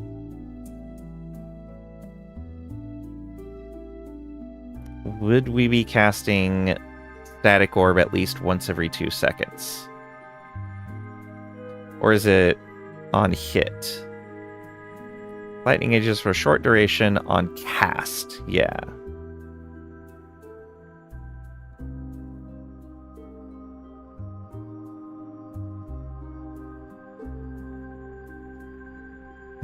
Fingers not in the correct position. No worries. Check DMs. Yeah. Should be in there.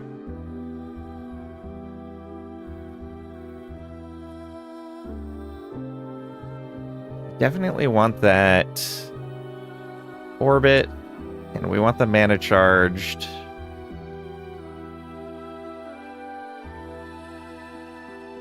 Ideally, we'd want some more tendrils as well. We want so many points for this. Okay, so yeah, Static Orb is where we really want to dump a lot of points. So, gonna close this out. Where can we get... oh, let's see here. What helmet do we want?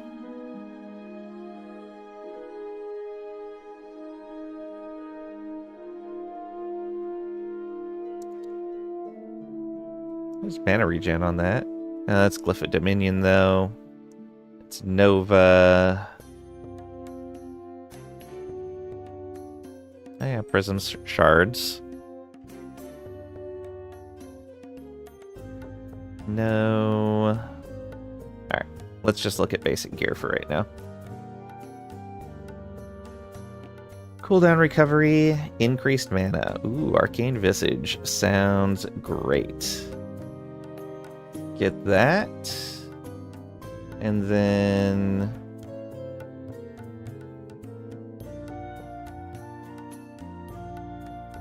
why are those the only prefixes available? Oh, okay, I see. Chance to apply Spark Charge on melee hit. Not what we're looking for. Fire Aura on critical strike. Fire Aura on kill with fire skills. When hit. Gain 20 mana when you directly cast Rune Bolt or Fireball. Fire hit. Shock on hit with lightning.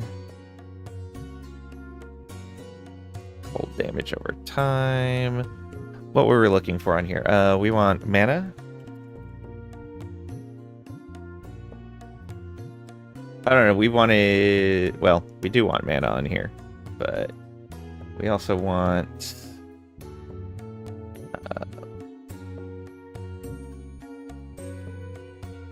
Static Orb.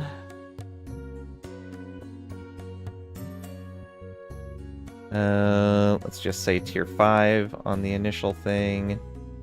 There we go. Some good spell damage increased as well. Let's change this to tier 5 also. Alright. Were you able to find it, Trisha?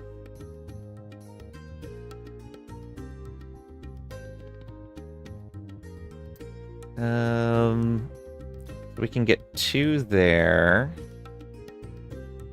There's something that gives us a bonus to mage skills. Let's go items.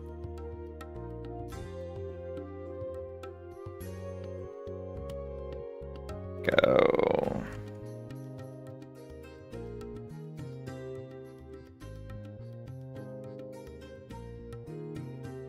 Yes, okay. Knowledge of an erased mage. You may want to use that just to get that extra 1 point.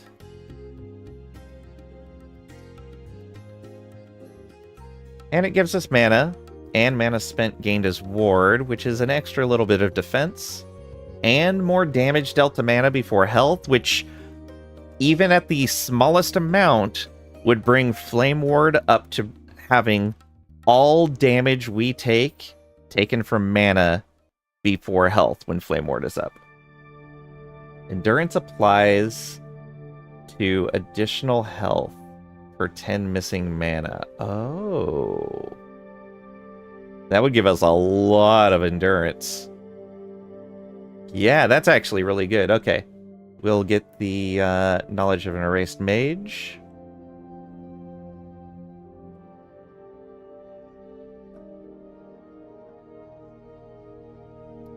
Not that. This. Oh. Ads, why do you do this to me?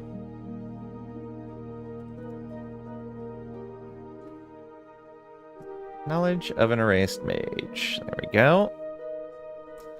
So that gives us a little bit of extra bits we can put in here. Get more duration there. I think so. Deals more damage in a larger area. Automatically explodes. No. And this was more tendrils. Let's get more tendrils because that's going to be more damage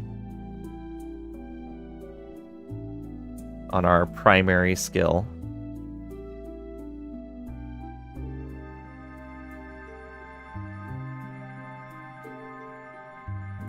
So how many more multipliers am I missing out of here?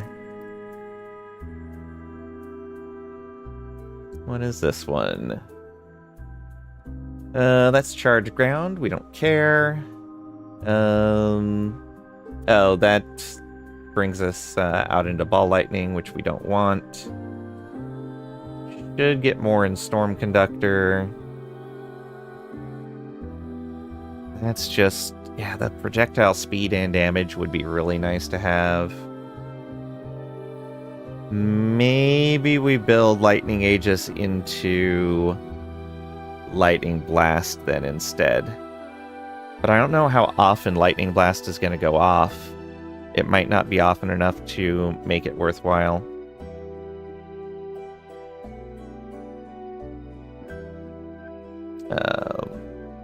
Explodes on hit. Doesn't pierce. Orb hit damage per 1 mana cost. And we are bumping the mana cost up quite a bit.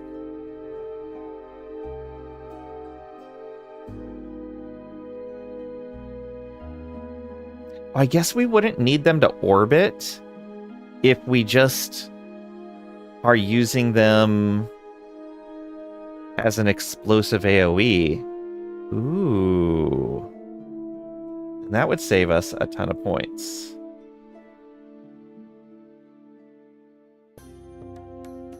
And increase the mana cost. So we go all 4 into there. 1 there.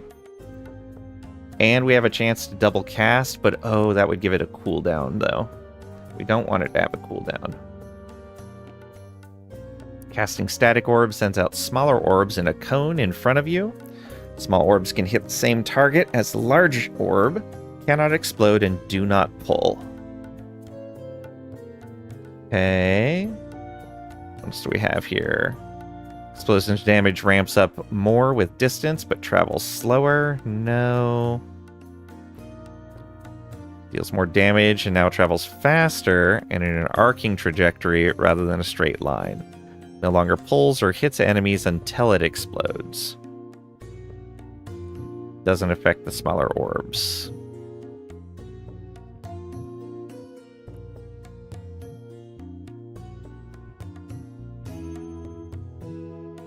Oh, Fusion Blast might actually be good.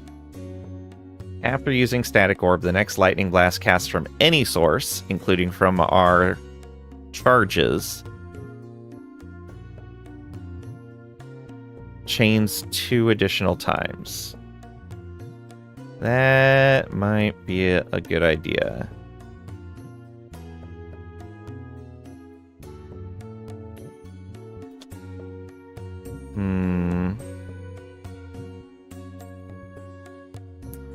Oh, spell damage to shocked enemies might also be a great idea.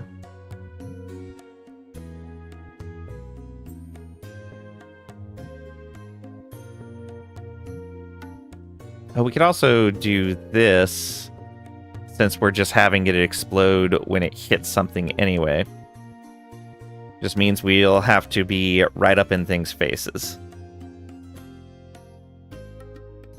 Crit multiplier would be really nice too. Yeah, this would be... Let's try that.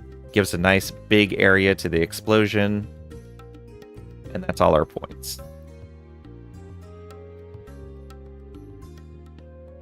Lightning Aegis for 4 seconds.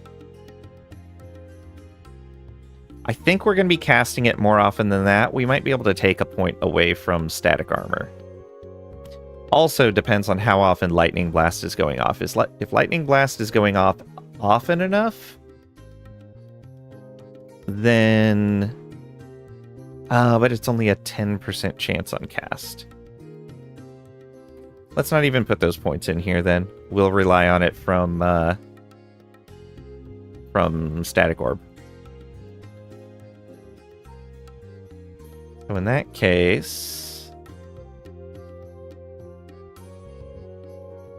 we want to have it give more shock chance.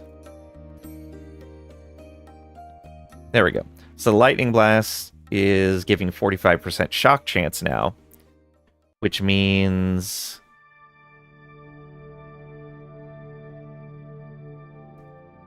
So we're getting the spark charges. We're getting 4 chains. And we're getting forks. All of that's going to apply shock. And they're all going to have a chance of applying spark charges. We have a chance of detonating spark charges. Yeah. And so with that shock, it's only a little bit more damage. It's not great.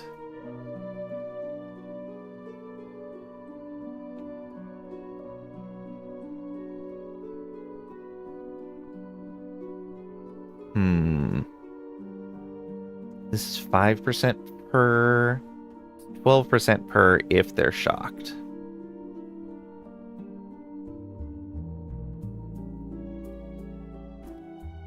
But a faster projectile is nice. We may have to just see how the speed on the projectile feels.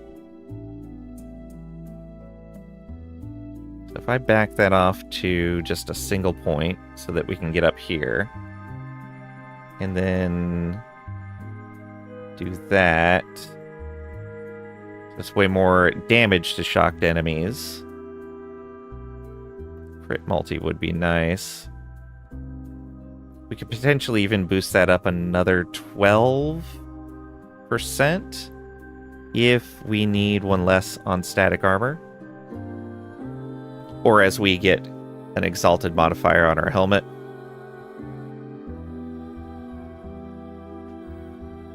Okay. That feels decent so far. Up to 5 nearest enemies in 6-meter radius. Alright. This all scales on intelligence. It also has 60% chance to shock. Probably see if we could get one more point in there.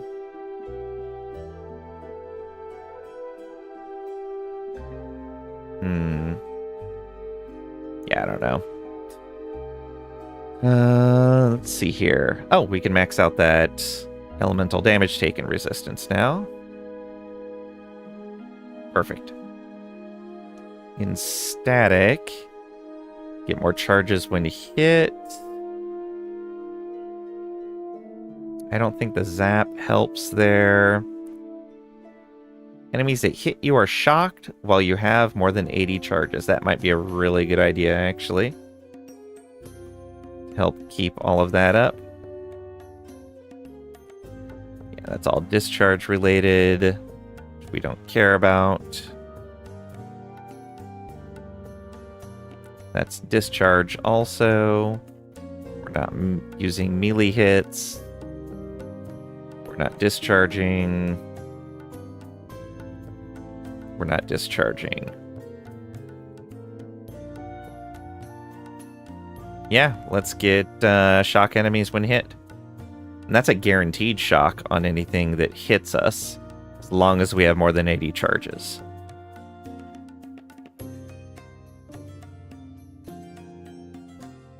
Yeah, I'm okay giving up 1 charge per hit to shock the enemy, because we get a lot of benefit from them being shocked. We don't want that going cold. We don't need that. Don't need that. We could pick up that point of frenzy there. Flame Rush, more damage per 40 current mana. Frenzy duration on exit. And we get 45% bonus to that, so we'd get 1.45 seconds of frenzy. And the cooldown is 3.5 seconds right now, so Frenzy definitely wouldn't last long enough. Flame Rush might be the other way we want to go then. For more points. Are you going to shock the Casbah? Greg.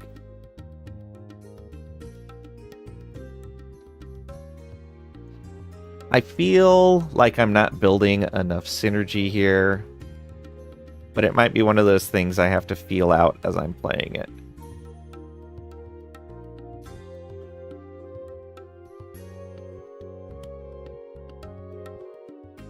Yeah. So, the playstyle here is we cast static and we start moving around.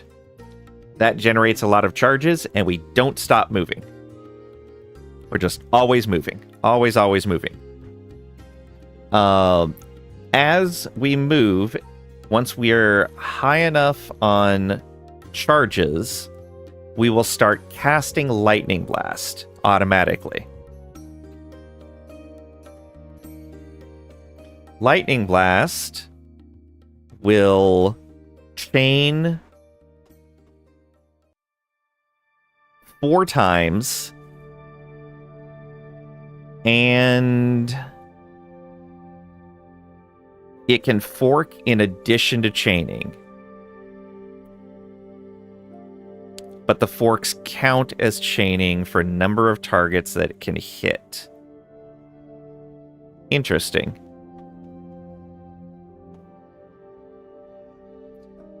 Is there a reason to have it fork if we're not using the convergence node? Like, yeah, it does some more damage, but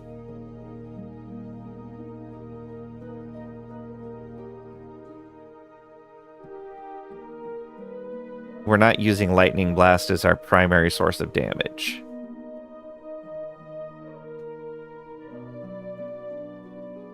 Lightning Blast hits. I've added lightning damage, and Lightning Blast chains can fork in addition to chaining. Lightning Blast hits an additional target when it forks. Okay, so Lightning Blast chains can fork. So say we hit an enemy with Lightning Blast. That enemy gets hit, and then we get our first chain. Is this saying that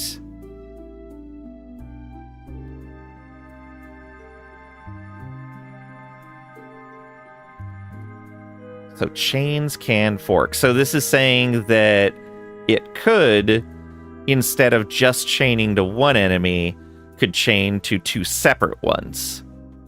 But instead of using up 1 chain, that would use 2. Yeah, that's what it's saying here.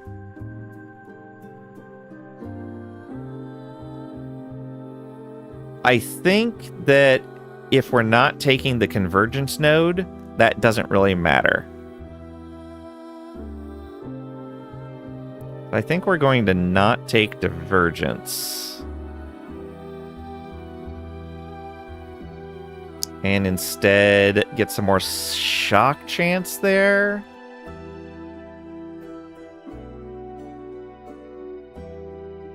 Yeah, let's get more shock chance on these hits. We're primarily using this to apply shock.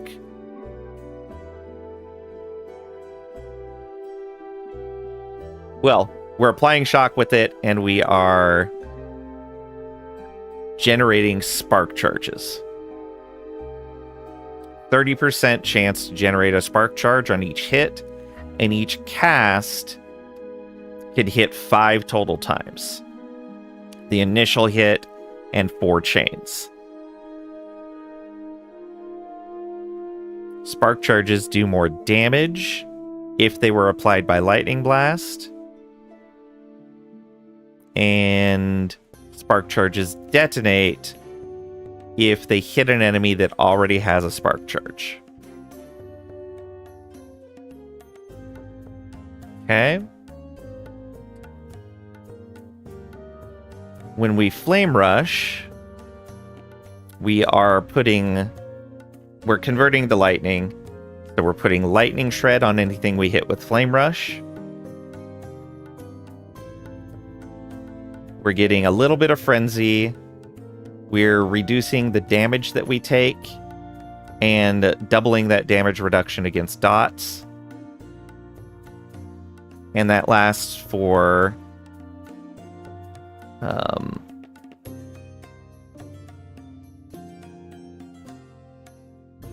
okay, lasts afterwards for a portion of the time equal to the duration spent in Flame Rush, which can be... How long can we spend in Flame Rush? Doesn't say.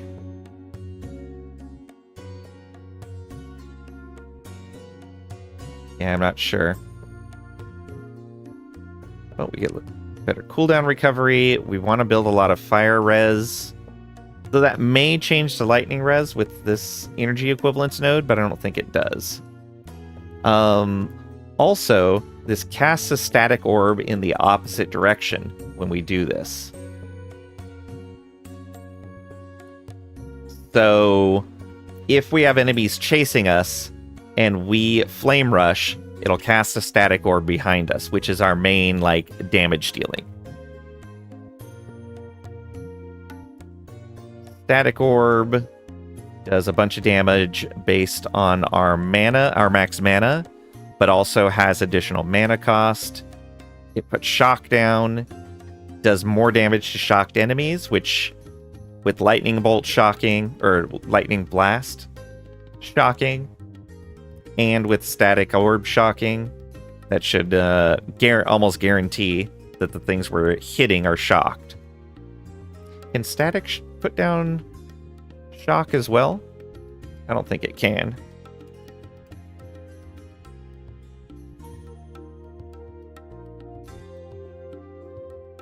Shocks enemies. Oh, yes it can.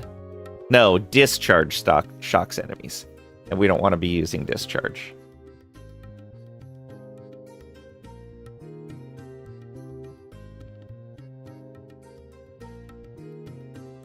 And we have it set it up where the orb doesn't pierce. It just directly hits something and explodes. And the orb does more damage per mana cost. We've already seen we're boosting the mana cost quite a bit. We're going to get static charges when the orb hits, which helps power more lightning blasts going out. We have 6 tendrils coming off, which do additional hits and apply all of this stuff.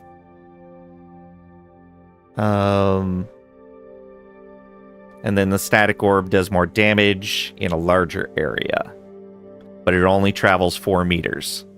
So if we try to target something more than 4 meters away, we're probably not going to hit it. And we get the lightning aegis. And then we have Flame Ward, basically letting us use our mana as extra health, along with a bunch of damage reduction. So we don't really have we have a little bit of ward in this build, but not a whole lot. We're almost to 500 mana. Let's see here. So what skills would I really like more points on? Static Orb, but we already know that that's Helmet.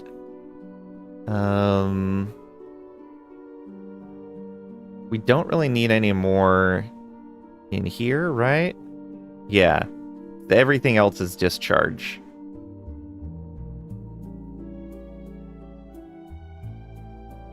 Yeah.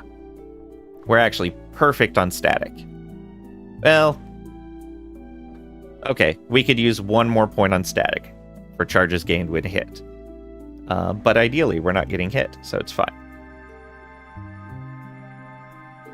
And I don't know if the unstable node applies to unlimited power. If it does, then we probably want to get 4 points into unstable.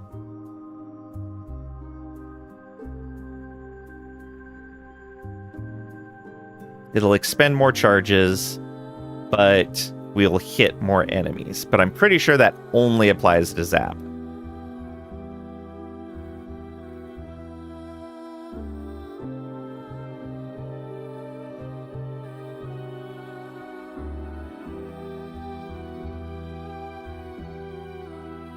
Yeah.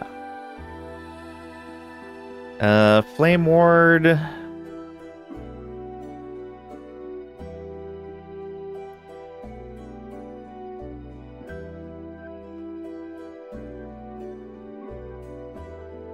Okay, let's see here. 1, 2, 3, 4, 5. We would need 5 points to get an extra charge. Let's try Flame Ward without having an extra charge. I don't know how much I like that, but we're going to try it. We may have to reduce mana efficiency here by 1 and remove the mana regen, which will hurt our defensiveness a little bit, but not that much. But that'll let us come over and use it more frequently. Yeah, so if we find we need it more frequently, we do have points we can remove. And we're not going to get 5 points. So yeah, that's kind of where we're sitting there. Flame Rush. I don't think there's really anything else we want here except maybe a point for Fiery Overload.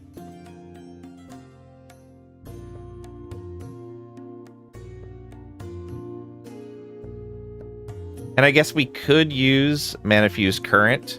That would let it do quite a bit more damage. But we're not really using Flame Rush to inflict damage. Yeah.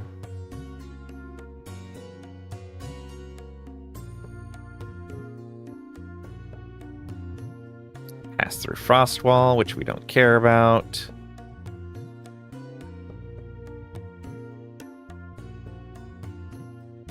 Barca the Forbidden Flame. Not what we need. Runic Burst. Runic Invocation. Yeah. So 1 point on Flame Rush would be nice, but we don't need it. Lightning Blast could definitely use more points. Just in general, all over.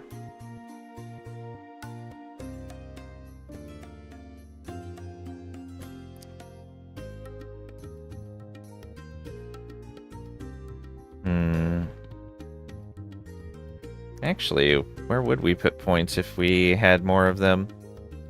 Oh, maximum additional chains. Oh, Oh, right, that's just if we directly cast, which we're not doing.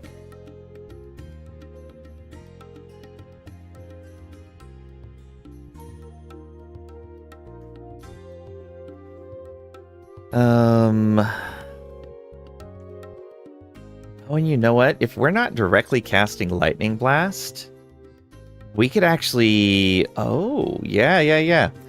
So, since we're not directly casting Lightning Blast, we don't even need to put it on our bar. And we could put Arcane Ascendance on our bar and just use an unspec'd Arcane Ascendance.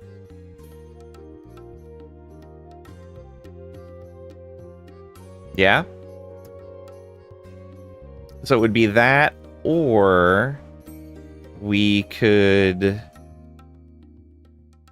not have Flame Rush spec'd and spec Arcane Ascendance, which would go out and cast more Lightning Blasts.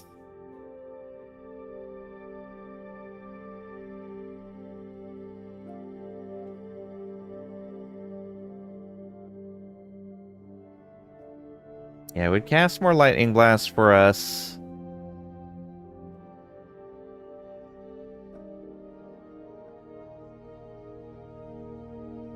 Okay, reduce the mana drain. Global mana efficiency, but cannot regenerate mana. That's melee, right? Increase spell damage per second. Oh, okay. Cast speed per second. Low chance. Haste. No longer drains mana. Affects 4 spells. Duration of 12 seconds. Cooldown of 2 seconds. Okay, so if we go into there, has a 2-second cooldown. No longer drains mana. Cast 4 spells. And then it ends automatically. It lasts for 12 seconds. Ooh, so if we're just using it for the superconductor aspect,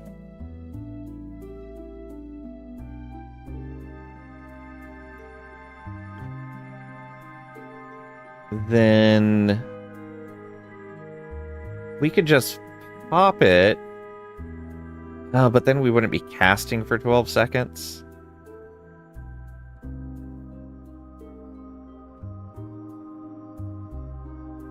We could get additional spells, but it would also increase the cooldown.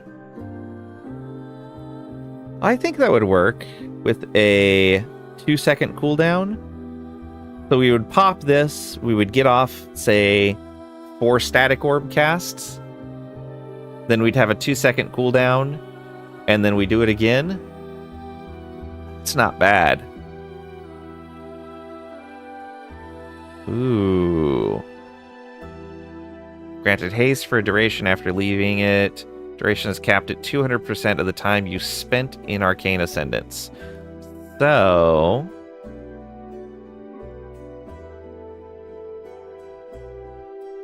as long as we spent at least 2 seconds in Arcane Ascendance. Is there a cooldown on Static Orb? I don't think there is. No. There's a cast time. 1.3 per second. Oh, okay. Yeah. We're going to be spending... we'll have enough casting speed to probably bring that down to like 1 per second.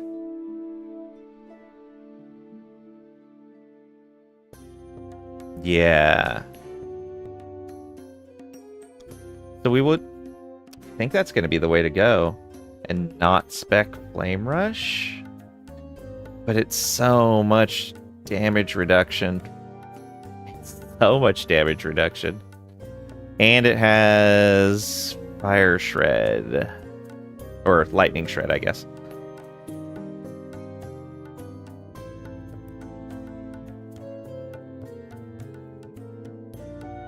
Doesn't apply to the explosion. Good to know.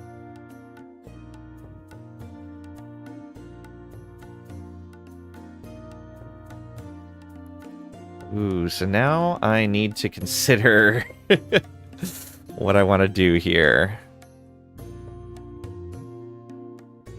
Man, do we get away from specking Lightning Blast entirely? And go a different route with Static?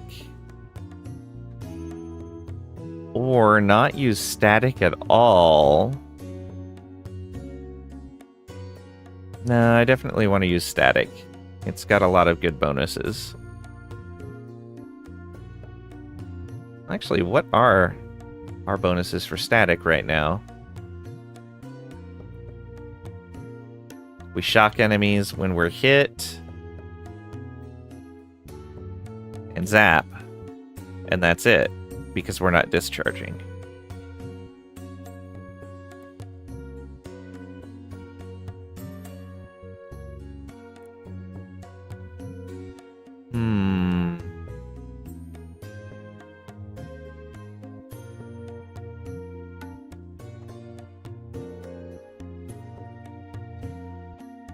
Are you going to be looking for any specific uniques, or is this just leveling until you get a unique? Well, one of the ones I do want to get is a Knowledge of an Erase Mage.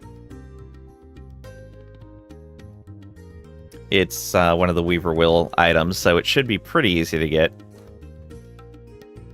So it gives mana, which we want. It gets mana spent gained as ward, which is a little bit more defense. A level to all mage skills, which is great. Damage dealt to mana before health, which is handy since we're going to have a ton of mana.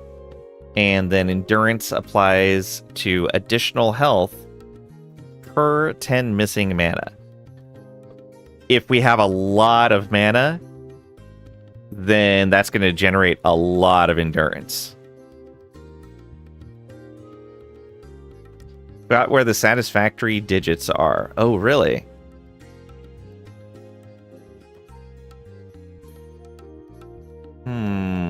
Yeah, I don't recall. Let's see here. I can poke into here real quick.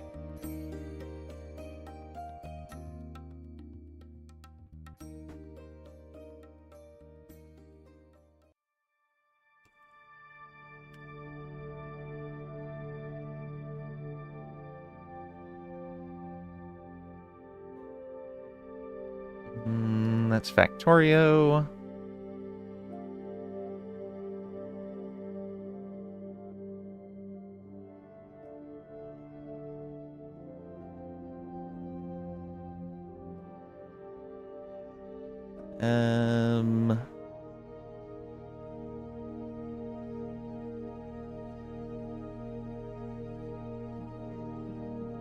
Yeah, I'm not sure. Yeah, I don't know. I don't see it quickly in here. Unfortunately.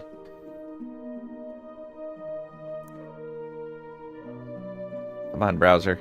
You can do it.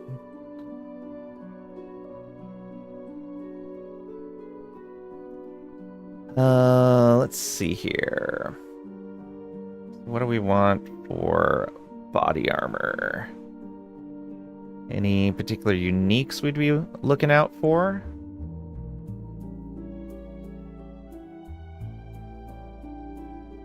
I guess let's not do that. Let's come over here and go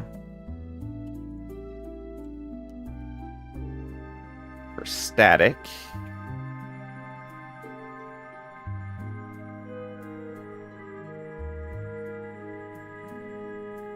It's prefixes. Banded armor that can't drop. Static shell. Shocks attackers. More armor against shocked enemies. More lightning damage to shocked enemies. Chance to gain 15 static charges when hit. Chance to cast static when hit. Actually, okay, yeah, we probably want to pick up a static shell.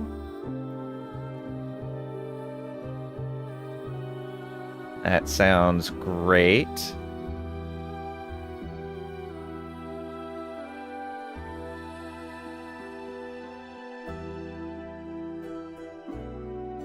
Come on.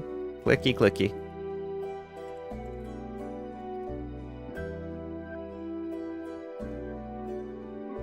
Yes, please. Oh, safe right there. Means we don't get mana on that.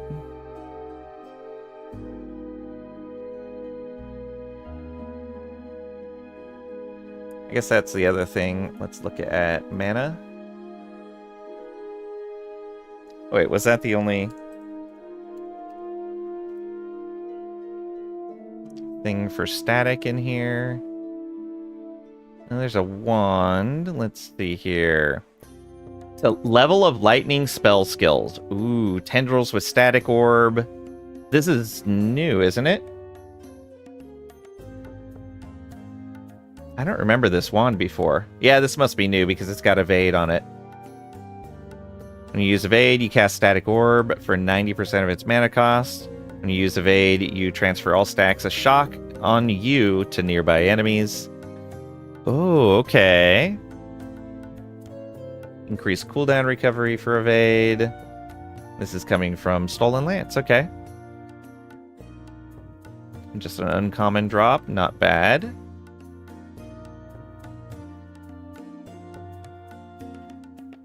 Yeah, I could go for that. So in here...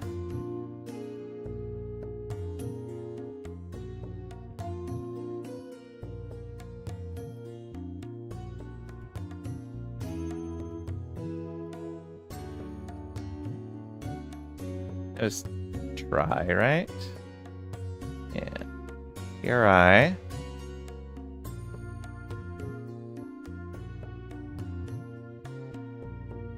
Oh, why is it on swords? Wand. There we go. There we are. Ladle!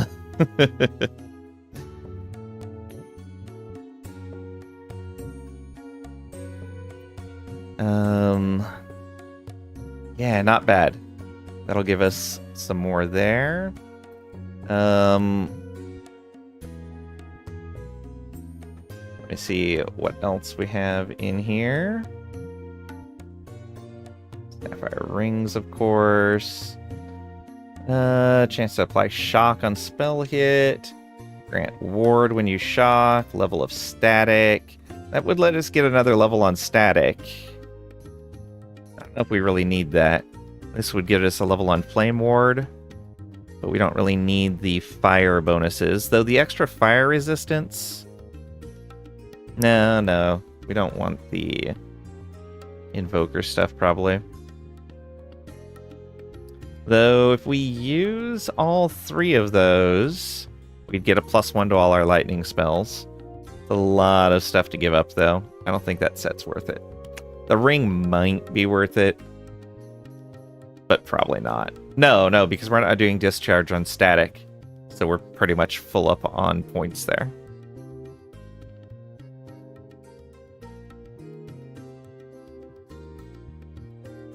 Okay, yeah, that's all we're seeing for static-related stuff. Yeah, that's static orb. That's getting static charges, chance to cast it when hit. Only works if static is equipped. Oh, good to know. That is a great amount of armor against shocked enemies. Though the baseline armor is pretty bad. Oh.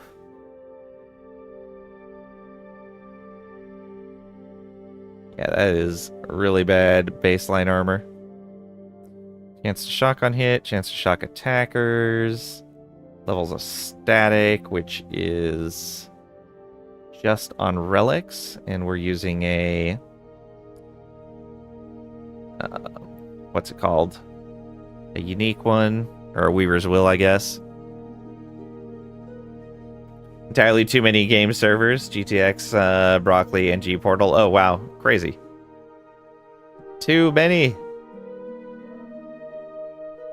Static charges generated per second. Oh, on idols. Okay, I could see that being useful. Tendrils with static orb on idols as well. That's probably even better, since static orb is most of our damage. The grand idols. Let's take a look at those.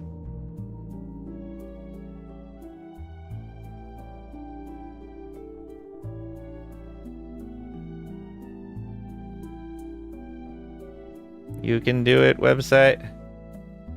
Grand Idol 3x1. Okay, that's these ones. Static orb tendrils. And then for the suffix, arc charge on melee hit, which we're not doing. We're not channeling.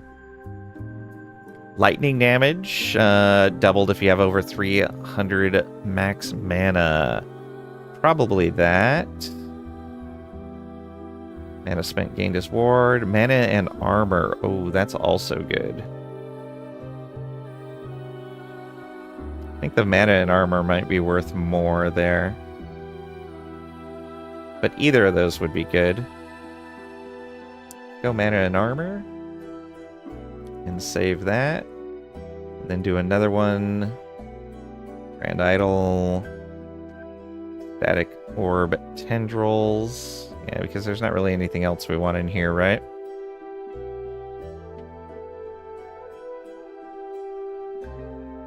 Fire or mana, but not really. It's not really enough mana to matter. So yeah, Static Orb. And we will say that. We'll say either one of the... Oh, really? It didn't change that one at all. It just didn't put a second one on there. Awesome.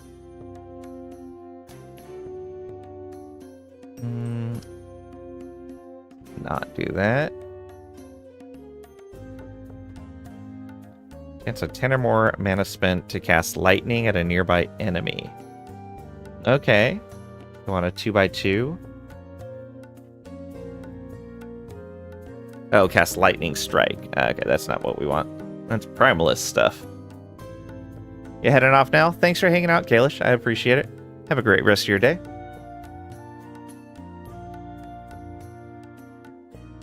Okay, so that's all the static stuff we have. Oh, let's see here. It's probably going to be really broad, but we'll search mana. Get past all of those.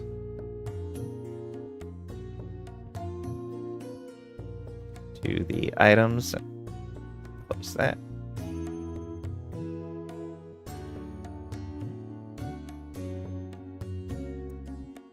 Okay, we already know that helmet is going to give us mana. Yeah, all these helmets will give mana. Probably not looking for another helm, at least for now. Yeah. Glyph of Dominion, Elemental Nova, Prismatic Gaze. No, none of those. Less elemental damage taken is nice, though. Seed. Damage dealt to mana before health. Increased mana regen. Extra health. Maximum health gained is endurance threshold. If we get to a comfortable point where we don't need the extra skill points from our helmet, or if we could get skill points on Seed, that's actually pretty nice. In fact, let's probably mark that as what we want. Although the LP is probably very unlikely. Yeah. This is probably one of the new endgame boss items. Chance to take 0 damage when you hit. So nice. Yeah, that'll be a long-term chase item. Let's see here. Mana and mana regen and a little bit of armor. But we're probably going to keep using...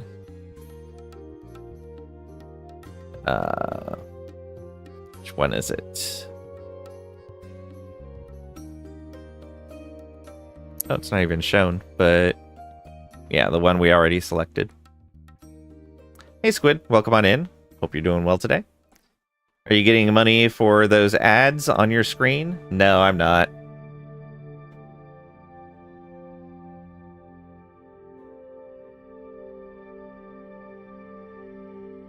But I'm using their site for free. You can pay to get rid of the ads, I believe. Or is that on Max Roll? I think that's just on Max Roll. I don't think you can pay to get rid of the ads here.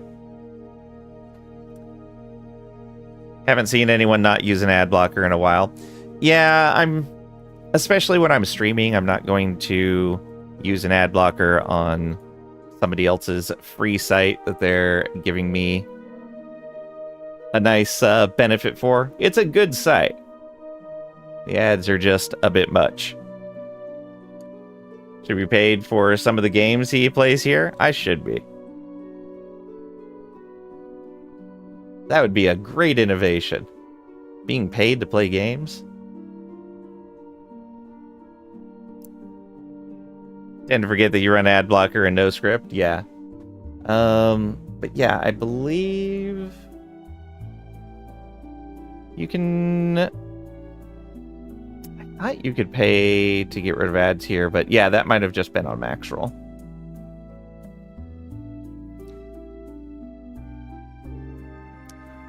The main problem I have with this is that these ads refresh so often that it actually causes Firefox problems if you stay on the same page for too long. Which is so stupid. But that's what it is. Alright. What can we get in the way of gloves? Mana and mana regen. Okay. 4% mana. Percent mana might actually be better. Oh, and that's specifically Circle of Fortune item. Makes sense. Constantly editing the DOM and loading more and more images. Yep. You can go make a salad. All right. Enjoy. Avarice.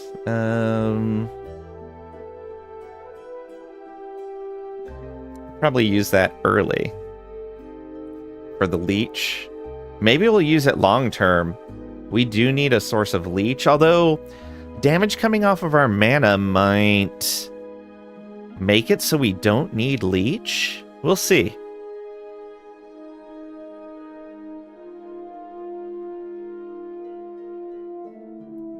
Melee damage to high health. We don't need that. That's fireball. Oh, these convert fireball to lightning. Okay. If we can get a hold of a pair of Liath's Machination, then we will probably switch over to using fireball as our primary skill. Because you can really bump the mana cost on fireball, if I remember right. We can probably get that over 40. Yeah.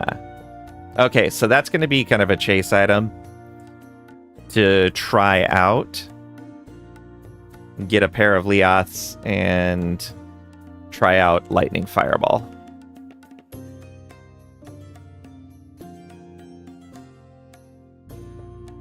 Don't need that. We're not using those. Not going to use any set items. Mana on the belt is good. This is all potion stuff. Meteors!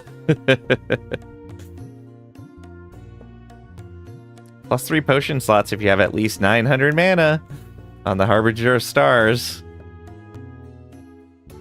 Man, that would burn through our mana so fast.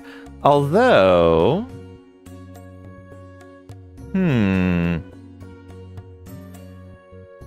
Okay, so that's another route we could go. Meteor can go lightning, can't it? Or is it an item that lets you take Meteor Lightning?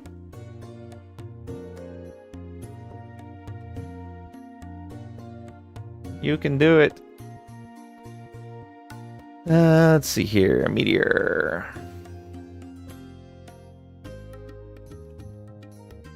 Must be an item that does it.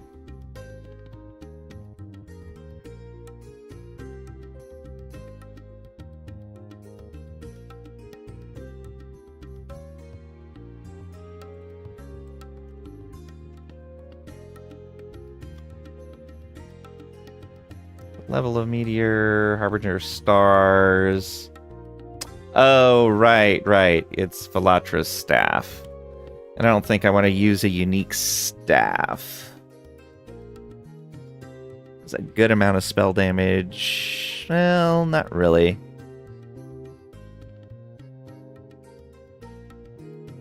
Does give us more mana. Extra lightning damage. It's something we could play with, where we use Velatras, and we use the Harbinger of Stars, and we spec into Meteor, and we have that as our 40 point plus cast.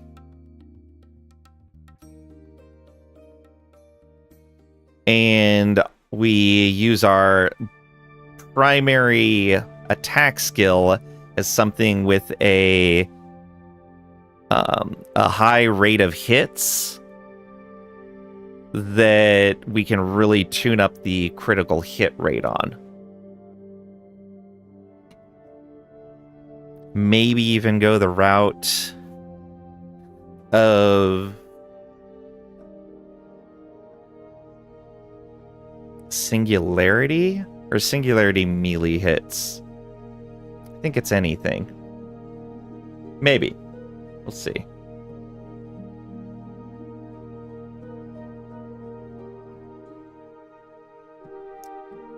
No. Strands of Souls. It's all ward stuff that we don't care about. That's that item belt. Alright, let's get a belt in here. Maybe the Noble Sash? Probably not, though.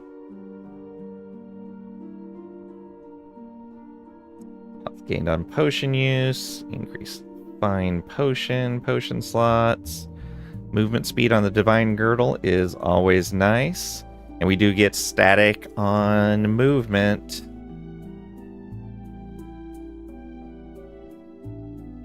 Yeah, let's get movement on the belt. I think that's great.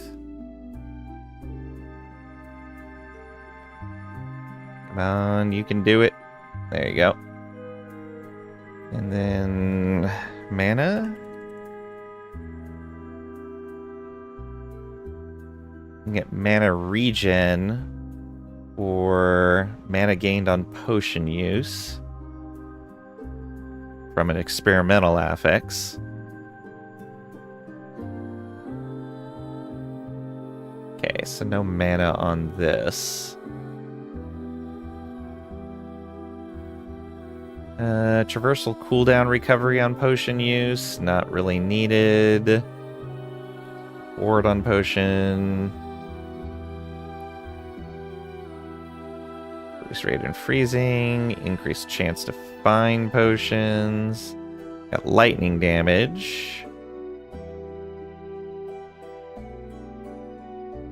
What else we have in here? Oh, we need ward and ailment cleansing. Yes. And then in slot 2.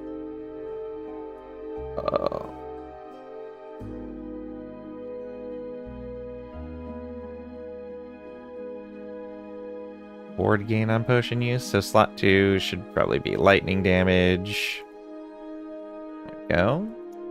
Suffixes. So do we go reduced bonus damage from crits, or do we go crit avoid?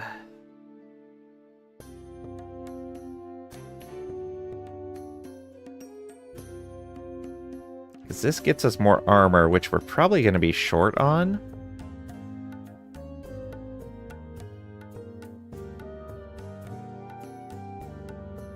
Probably want to get percent health.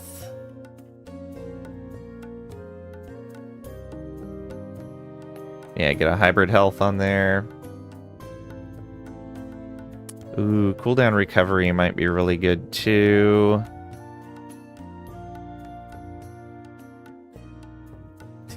Earth towers.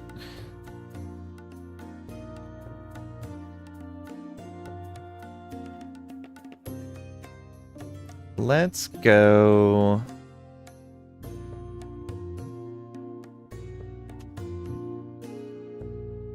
Yeah, let's go with armor and reduce bonus damage from crits. We'll go that route. Save that.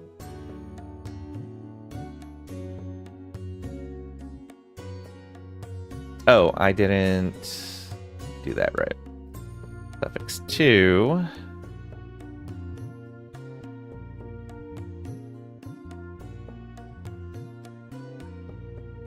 Increase this hybrid health. There we go.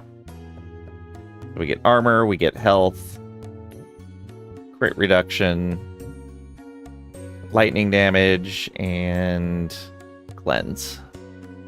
All right. Let's actually do these correctly. Put them all at tier 5, except for the cleanse. There we go. What else we got in here? That's the belts. Boots. Anything special for our lightning setup?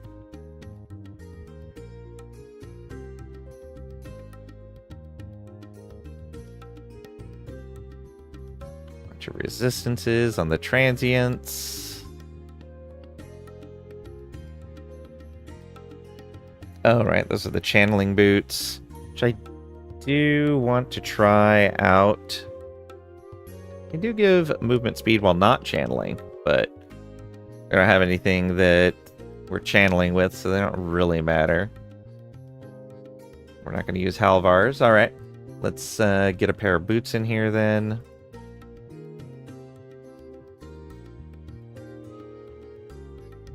Clicky, clicky. All right. What do we got down here?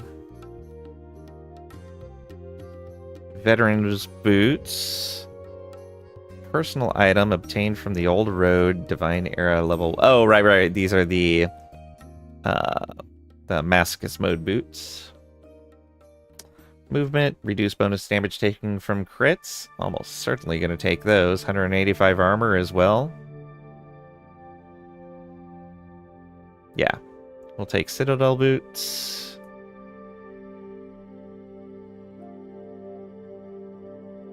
And on here, haste and frenzy. Intelligence. We probably want int on these. Vault. Well, we want movement speed for sure.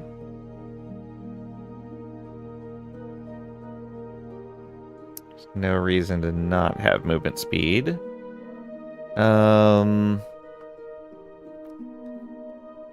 intelligence. Yeah, I think we'll go int. More damage.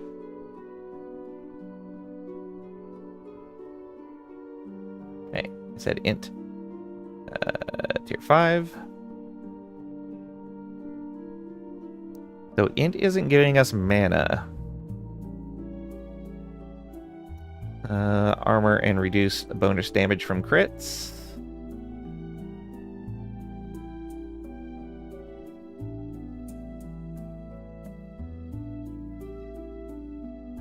And then hybrid health. There we go. Easy for the boots.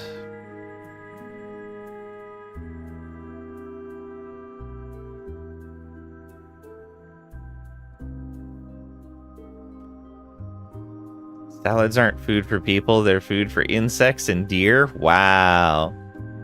Salad for people is an excuse to have salad dressing, and you've never liked that.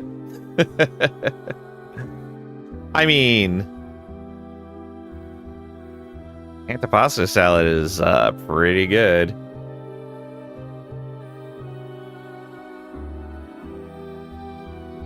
Mostly because it's essentially a pretty good Italian sandwich without the bread.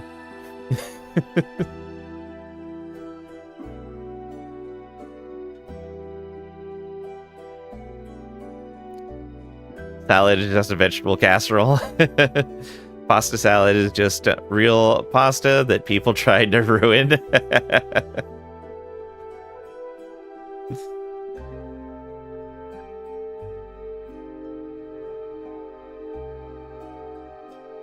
Let's see here. Yeah, we're not doing melee lightning damage.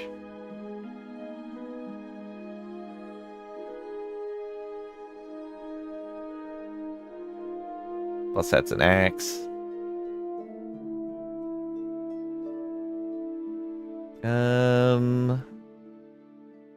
Yeah, not that one for sure.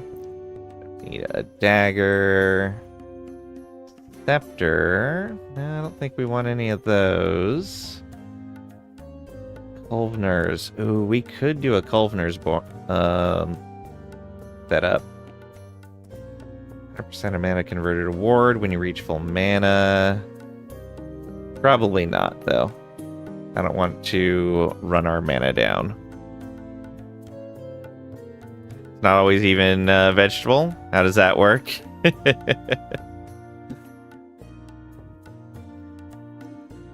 I mean, in theory, unless you're speaking directly in culinary terms, there's no such thing as a vegetable.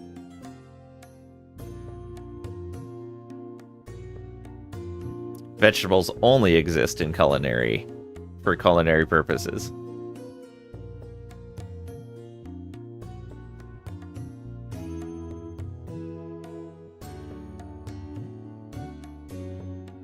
Fleeing with sadness, wow.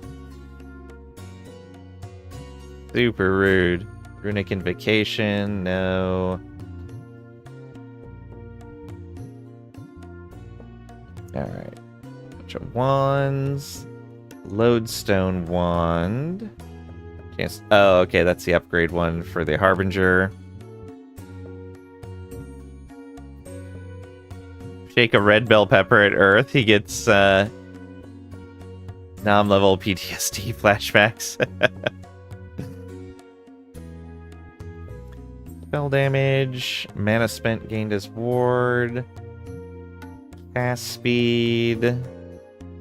Curse damage. There's mana on the crystal wand.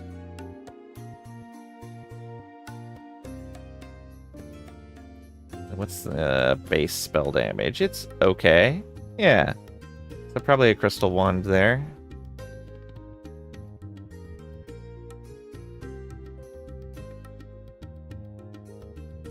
Not PTSD because you just don't eat bell peppers. Can't get flashbacks for events that don't happen.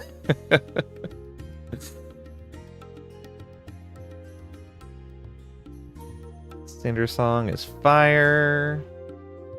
Abacus Rod is Rune Bolt. Curses. Wrong Warp. Oh, right. Moves you to the wrong spot. Chrono Warp grants 35% increased cast speed and movement speed. So you get that for 10 seconds.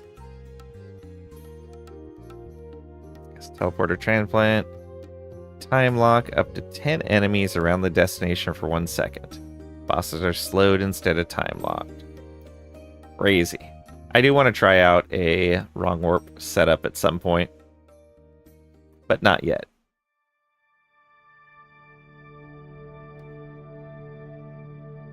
Peppers are bad, unless it's paprika.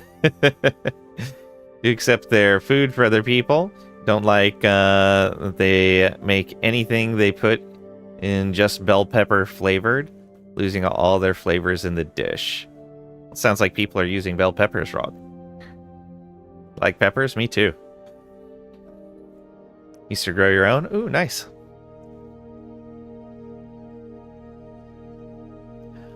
I knew a chick in high school that she just absolutely refused to eat any sort of vegetables. Absolutely refused. And one day we were hanging out at a Subway that one of our friends was working at, and he came over to us and he's like, hey, I have a veggie sub to give out if somebody wants it. And she was like really hungry, and all of us had already eaten, and she's like, okay, I'll eat it, fine, whatever. Normally she was a voracious eater and would eat so much food. she got halfway through the sub and she's like, I can't eat anymore. I am completely full. Like, because you're eating stuff that's actually filling for you.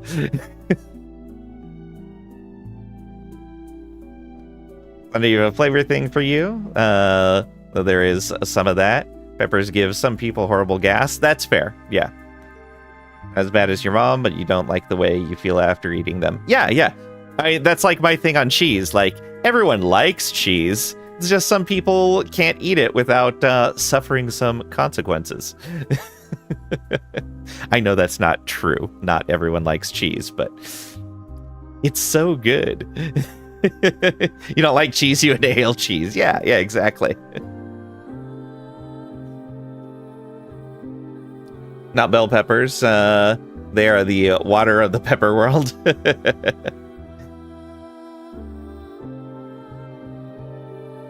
People who don't like cheese are pretty sus. That know you've got some leftover cheese plus something in the fridge. Be right back. Nice. We don't want that weapon. Probably not gonna want a mace. Lightning damage leeches health, but that's melee stuff. Lightning strike.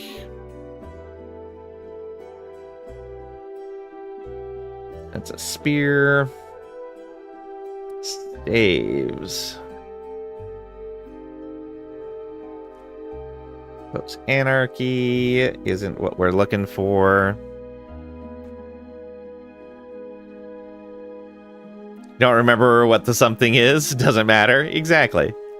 A lot of different cheeses. Yeah, there are. Do you have cheese and assorted other things that should be covered in cheese in the fridge? Nice. Everyone gets some cheese. Fortress is Runic Invocation. Aberrant Call is Undead. Flame Ward.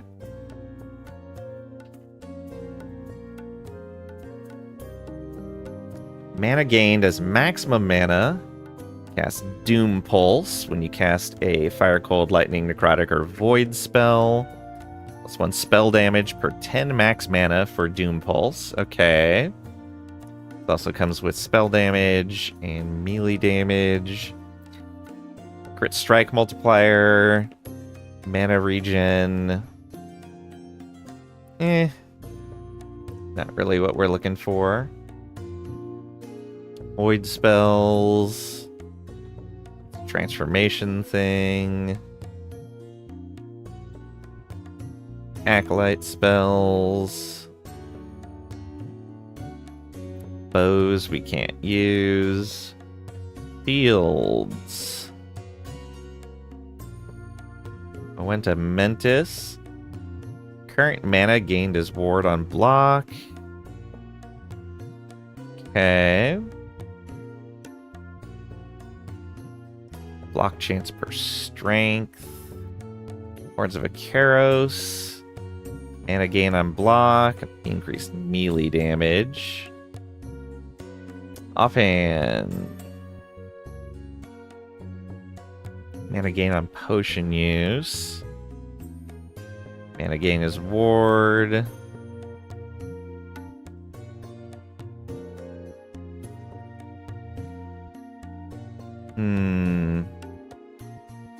Chronolabe's not too bad. Avenged Crystal Core can be upgraded from Crystal Core when you slay a Harbinger.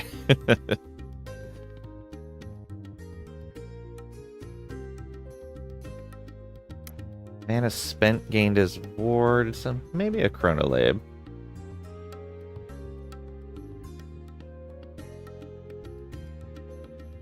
We're not channeling.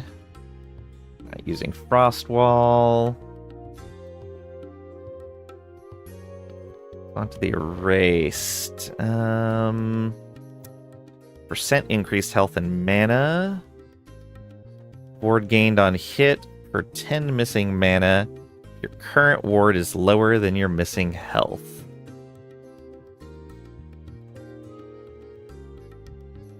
Probably not on the Font of the Erased.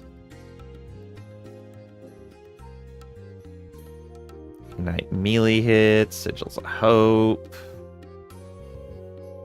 Mana's Ward.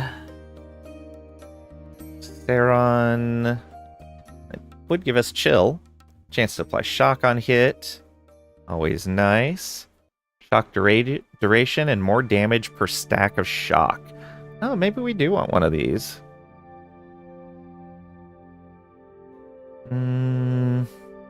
Less damage taken from chilled enemies. And it does give us a chance to chill. Sure, let's add that in.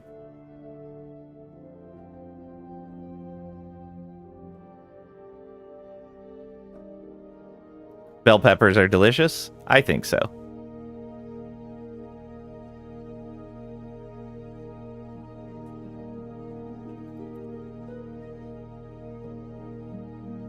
Osarion, go.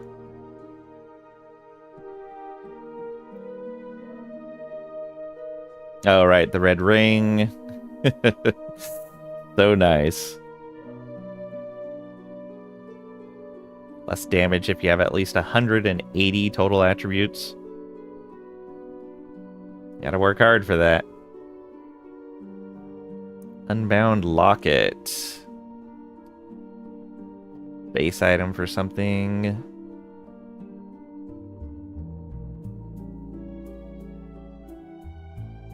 Lightning resist, spell damage, mana. Max mana added a stun avoidance. Small lightning explosions when stunned. Not really what we're looking for. Might. Health, mana, movement speed, plus to all skills. This is probably Harbinger. Yeah, it's going to be a Harbinger item. I am interested, though. For sure, for sure. Chance to cast Maelstrom. Not really what we're looking for.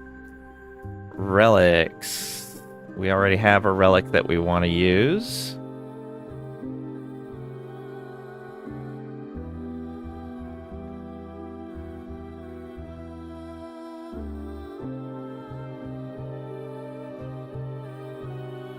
Storm-carved Testament. Not for us. There's blessings for mana if we want them. Up to 90 mana there. What is our... Almost at 500 mana and don't have everything in yet. Alright. Not really any uniques we're looking for there unless there's something lightning marked in here. We'll just look through when we're doing the rest of these. Oh, I'll be right back. Sorry.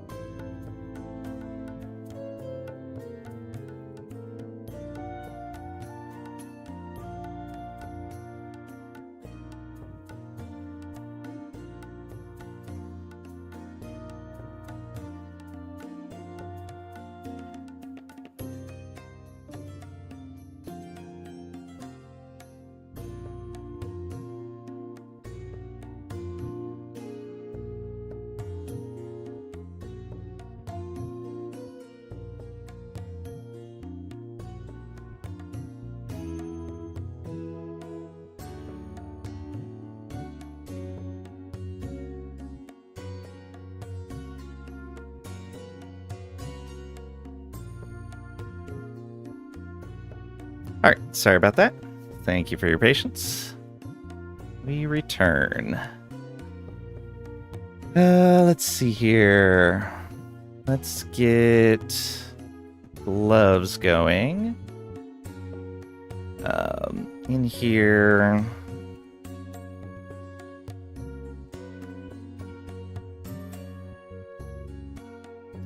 Anything lightning related?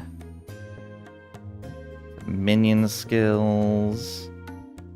Pura's is just a lightning resistance. Naileth, welcome on in. Hope you're doing well today. Okay, yeah. Let's look at the baseline gloves. Armor mitigation also applies to dots. Sounds pretty great. Yeah, let's do that. Plus, it's a ton of armor.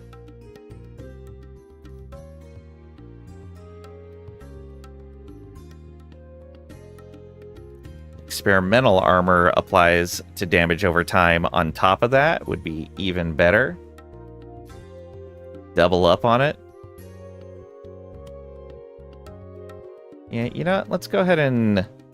If we're just wishing here... They said they were making that a little bit easier to farm. So we'll see how that goes. Dodge and endurance, ward,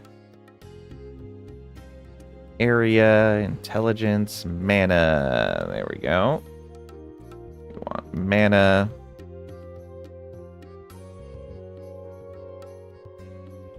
Melee damage leached his health.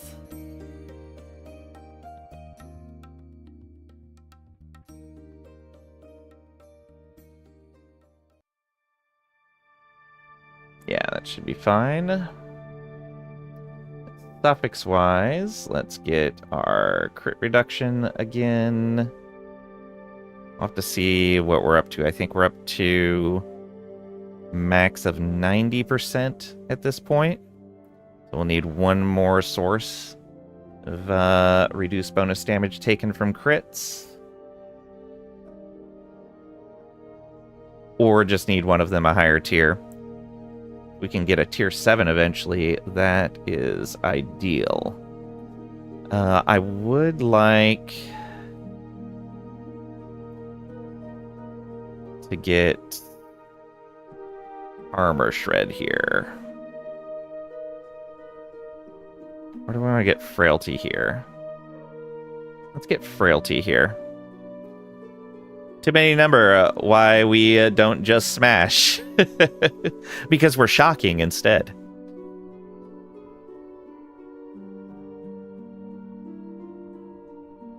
Okay, yeah. Let's just do a bit of frailty. Save that. Let's do the amulet now so I don't forget to put armor shred in. I don't think we need either of those. I like that they changed Gambler's Fallacy so it doesn't include channeled skills anymore.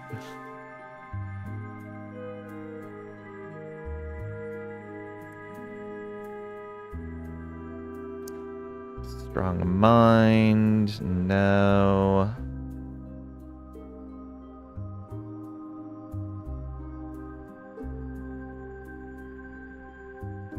What else? Thara's, no thank you. More physical damage while at full health.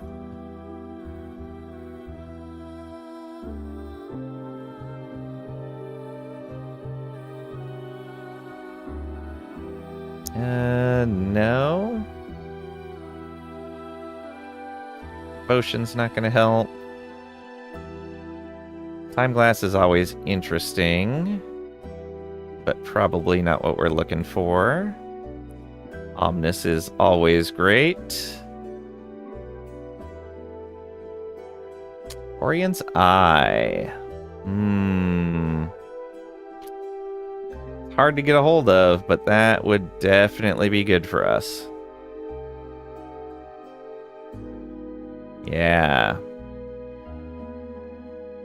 150 mana on that.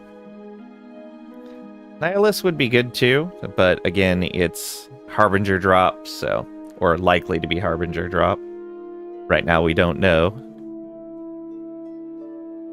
Confluence of Fate is not the right damage type.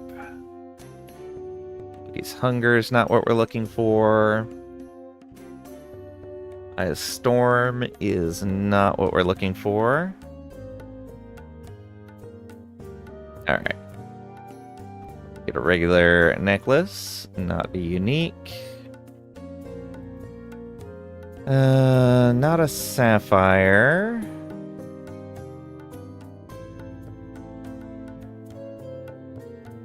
Void Rift ability. Chronomancer's supplies. One-shot cash in the crossroads. Interesting. Alright. I'll have to keep an eye out for that.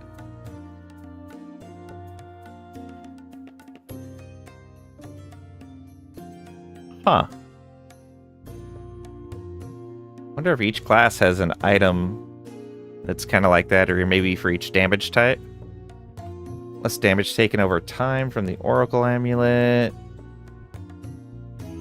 Fire and lightning res there.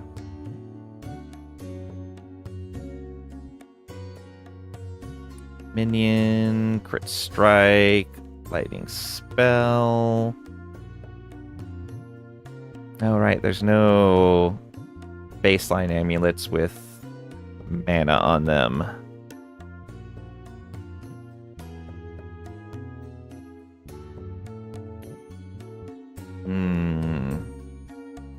Go gold amulet. Less damage taken over time would be nice, but the inherent resistances there are going to help a lot. Maybe the bone amulet, though, would be better. Those resistances are a little harder to come by. We'll say gold, but we can switch to bone if we need to.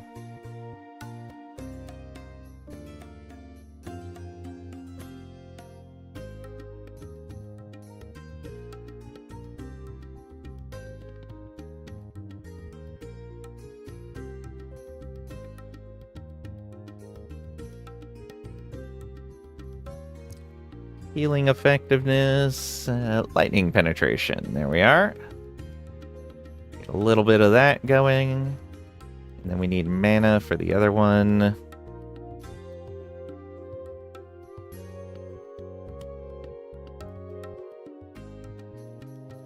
Five. And suffixes.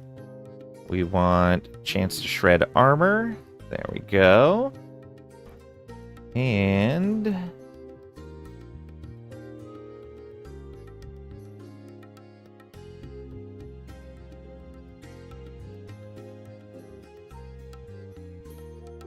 get health. We'll put health, but we could replace that with resistance too. Well, baseline health doesn't hurt though. Should put it on tier 5.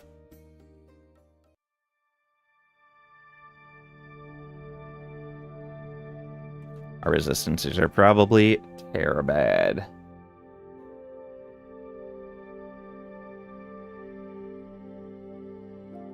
Health pool. Were they on here? Oh, they're on here. Never mind. Lots of fire resist. If we could get to 150, then we actually get a bonus. Both of those are 1%. Alright. Offhand, let's go Catalyst. I don't think we want a unique Catalyst. No. Not a Rot Mine, not a Stygian Coal. Oh, Fragment. Yeah.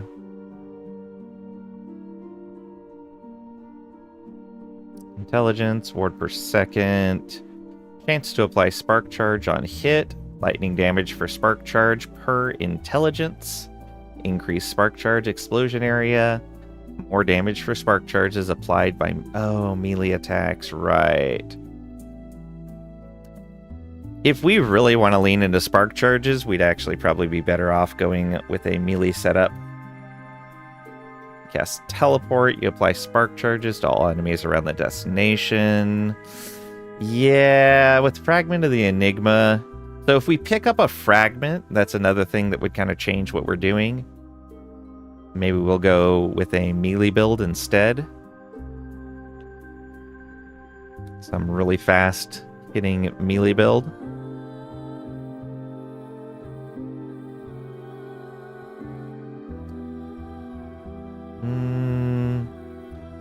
Cold spell, fire spell. Right, we don't really want that.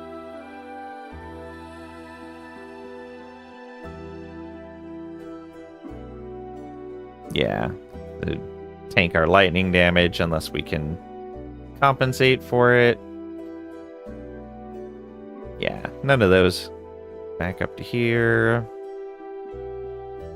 We want to use... Oh yeah, another thing in the one-shot cache. Oh, these are the one-shot caches. Okay. I forgot that they added these things in. Board gain when damage leaves you at low health. Cold and lightning pen. Ooh, this gives lightning pen. Cast speed, dodge rating, stun avoidance. Ew.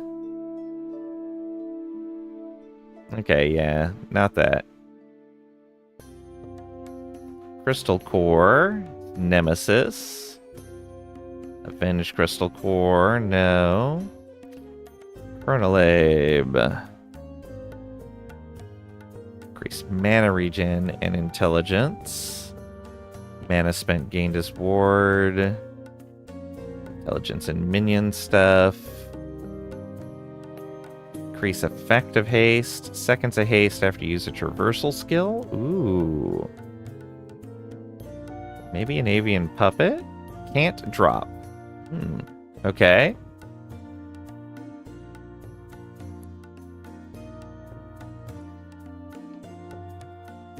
Intelligence and ward. Minion, mana stuff.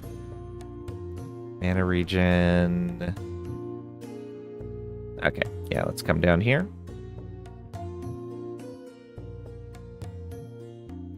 Let's go.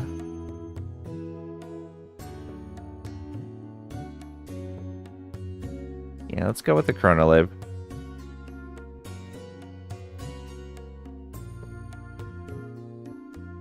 And we want...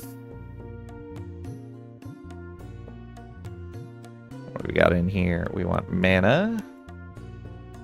Go, and then... maybe some cast speed or lightning damage. Spell damage is 47 to 70. Lightning is 47 to 70. Okay. Spell damage might be the better way to go there. Just because it's a bit more generic. Max out at 140. Maxes out at 140. Yeah. Do that. Spell damage.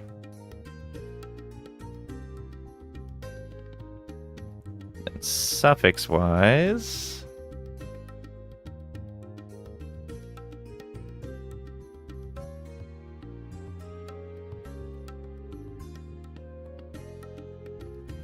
what do we got here? Just all resistances?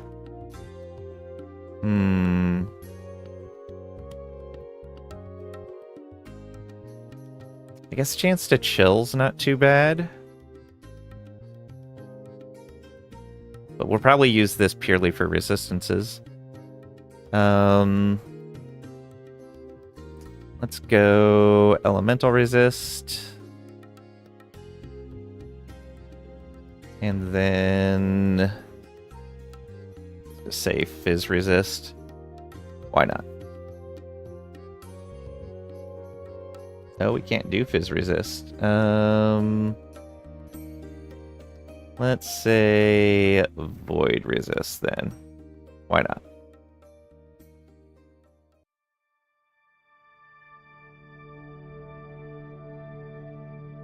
And then one more ring. Right, Font of the Erased. Gives % increased health and mana. Elemental resistances. Board gain on hit. Right. Maybe a Font of the Erased. What else we have in here? All right, Crab Ring. Crab Ring. Evade is replaced by Summon Crab.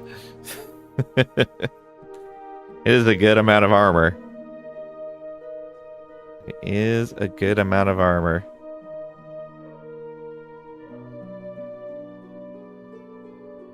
Don't need the Sun Seal. Penumbra, no. We're not channeling. So that's tempting.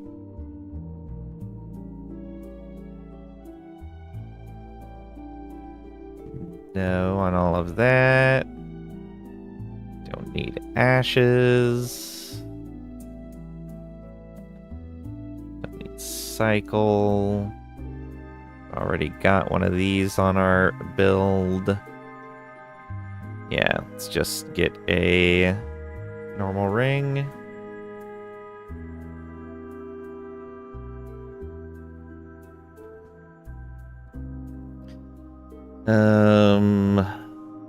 Opal rings are pretty good. Cooldown recovery there.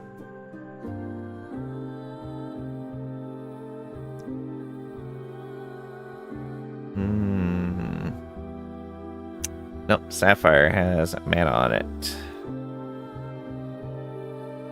Yep. Need to summon Crab. It would be neat to play around on with a build that has a bunch of minion bonuses.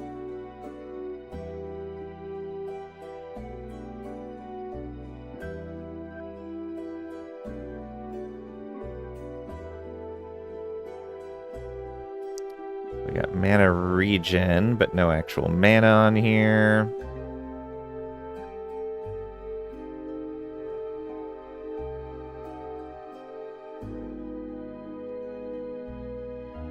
Okay, so we have damage for the rings.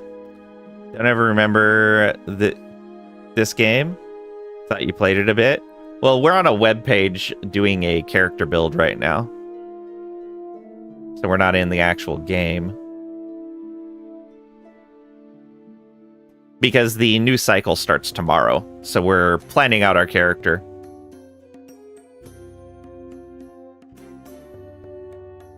There's a lot of really neat changes coming up in this next cycle.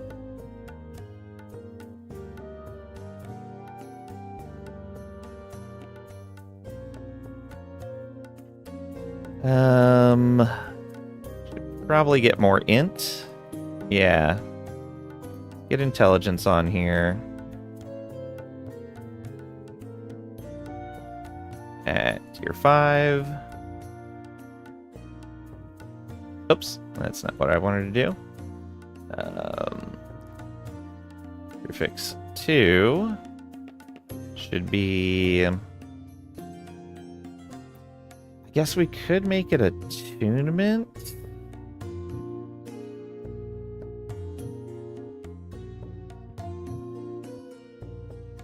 No, let's get more damage. We should have enough mana, but we'll see. We may have to throw some attunement on if we need more mana. And let's go spell damage again, I believe. 120 for lightning. And 120 for spell. Yeah, spell damage.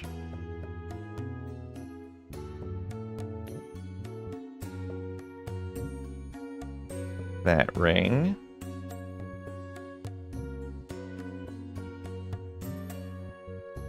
I seem to remember the 2x2 idol had something we wanted.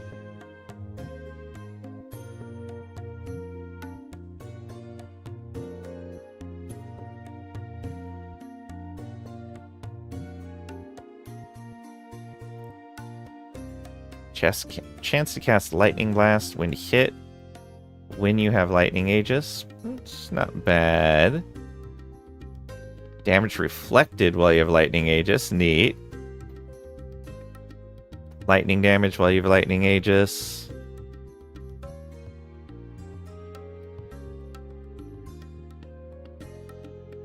Don't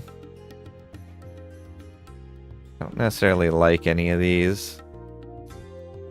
Yeah, that idol's not really for us.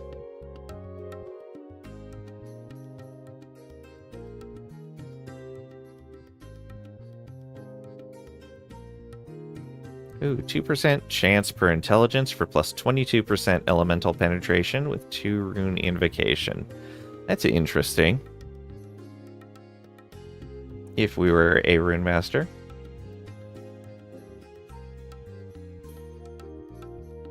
Alright. That puts us 700 mana.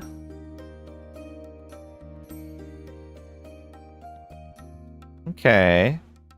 And that's with no exalted stuff. 1200 health, which is really low. Can I save multiple sets on this build planner? I don't think I can.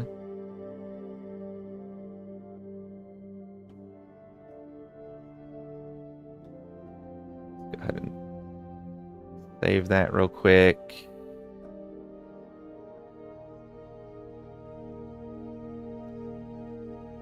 Then should be in my builds, right?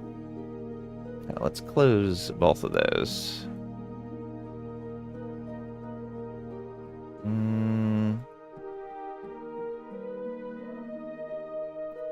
That not... Oh, add to my builds. There we are.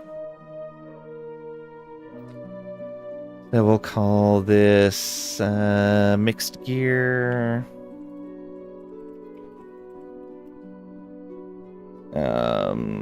Static orb.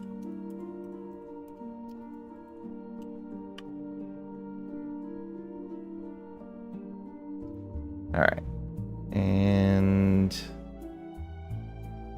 now I'm gonna make a copy of that. Oh, right. I just start changing it and then I save again.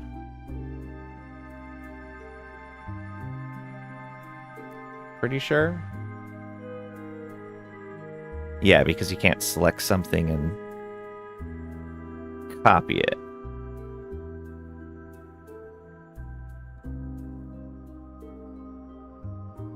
$700 mana, that's it.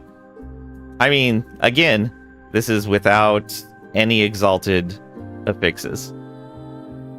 And it's with some unique sitting there that aren't really giving us mana. We need to get to 1,000 or higher.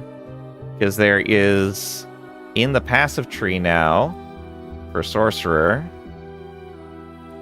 right over here, there is this. We will get 15 spell damage, and let's see here, that's a 100 and 105% chance to refund 20% of the mana cost of any spell we cast if we have 1,000 mana. So we definitely want to try to get to 1,000. We've already got the doubled values. So we've got plus 10 spell damage and a 70% chance to refund 20%, which is pretty nice. I think there's something else that was for a high mana. Maybe not. Yeah, we're gonna have to play with these points a little bit.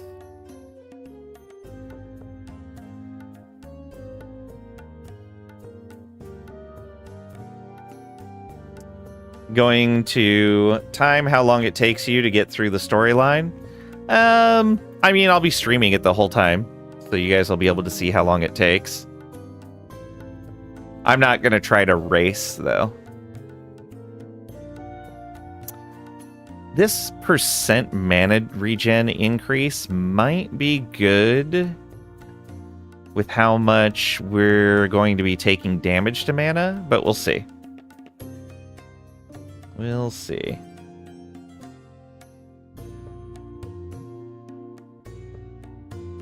Oh, and we don't have... You know what? We don't need those 4 points right there.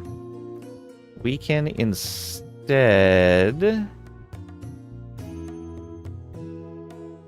We go 1... Come on. Oh, I don't have the points. And I can't place them because... Alright, I'll fix that later. Or just know from looking at it. We're not teleporting or snap freezing, so we don't need that bonus. So instead of the cat and... Well, no, the cast speed bonus is still good for us. Yeah. Alright, so let's replace this.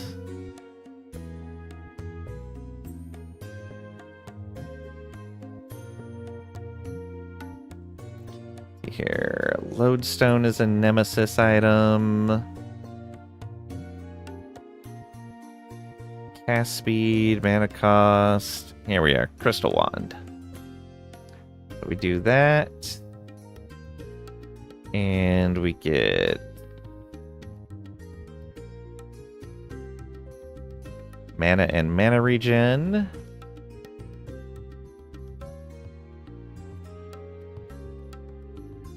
Then here we get... Oh, did I... Ugh, the lag. Stop. There we go. Silly website.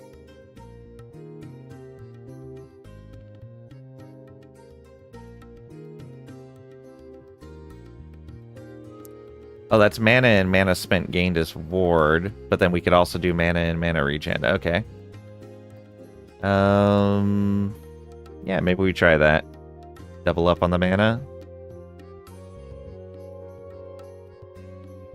We go here, and we want a chance to kill on hit.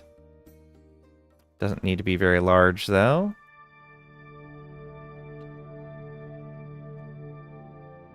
And then we want lightning penetration.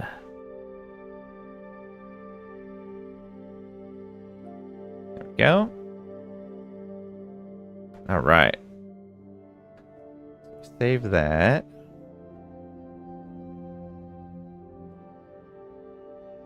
Yeah, so it looks like we'll have to make these items into legendaries to be able to have the mana that we need. Mana regen, damage delta mana before health. Ooh, that's really tempting. It has mana on it too. Okay, so we need to grab this from the Defiant Mage's stash. It does have dodge on it though. Ugh. Maybe we can re-roll those. I don't know if these drop with... I don't think they drop with crafting potential. This is percent increased mana, though. And pretty good armor. Yeah, let's get the percent increased mana instead.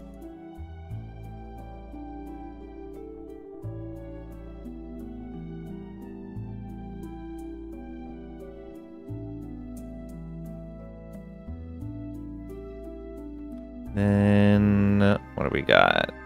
Lightning Aegis when hit? Ooh, that's tempting. Chance to shock on hit with lightning skills. Damage Delta mana before health.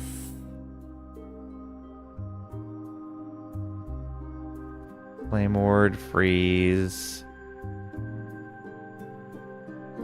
Fire Aura. Increase spell crit, doubled if you have over 300 max mana. I'll probably take that. Good amount of extra crit there.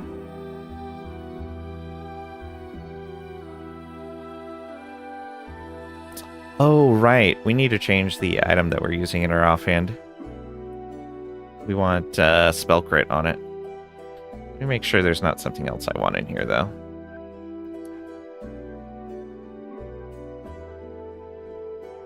Mana Strike. We can get raw mana on this. Can get penetration as well. Oh, with invocations. Never mind. Spell damage leached his health while channeling. Doesn't do us any good. Okay, yeah, we'll do this. And then we'll get mana. Just way down here.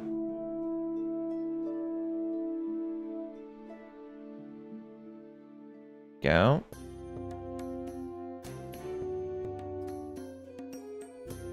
And then this is our last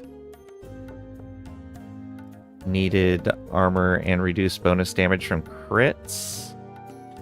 Ooh, but we should probably get some flat armor here instead. Yeah, we should probably get some flat armor here.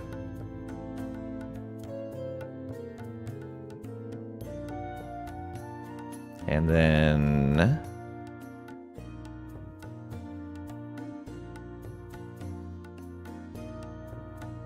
get percent health, maybe? Yeah, get percent health. That.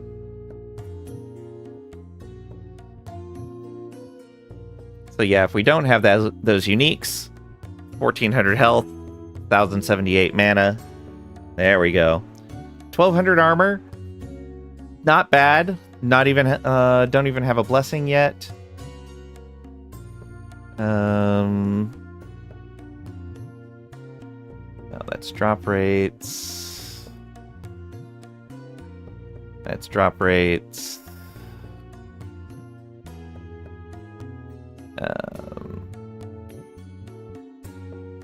Ignite on hit is not what we need. Spell damage leached as health. There we go.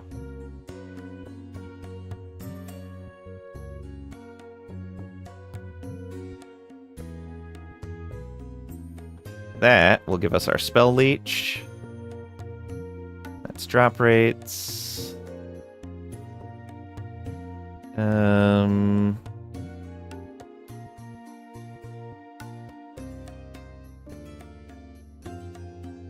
Could get more mana there, and then... Oh, no. Shred lightning resistance on hit. Done.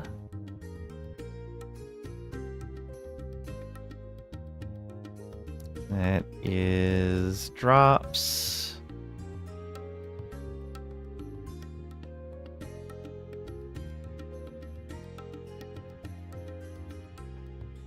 Let's see here.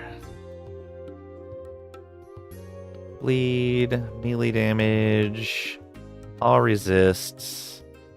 Probably go all resists, yeah.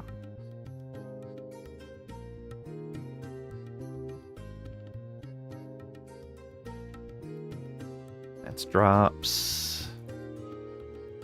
Percent armor.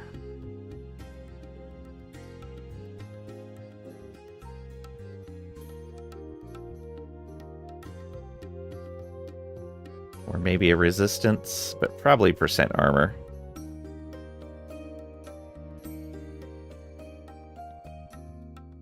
Yeah. And you, flat armor probably? We're not channeling. How much armor? Alright. Flat armor. So now we're 2,000 armor, which is great. Gives us 37% mitigation from armor. Our resistances are bad, but we can trim that up with idols or through some other affixes, sealing some stuff. We need more health. We have 50 int. That's not bad. Okay. I'm pleased with this. Let's add this to my... Oh. I guess that changed it. Update link. To this build in my build. No. Save and get link.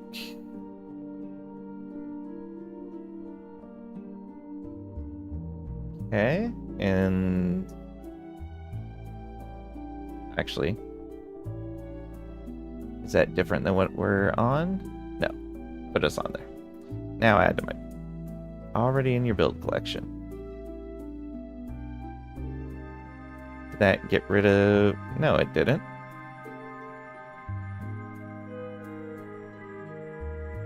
Nope, that's not what I wanted.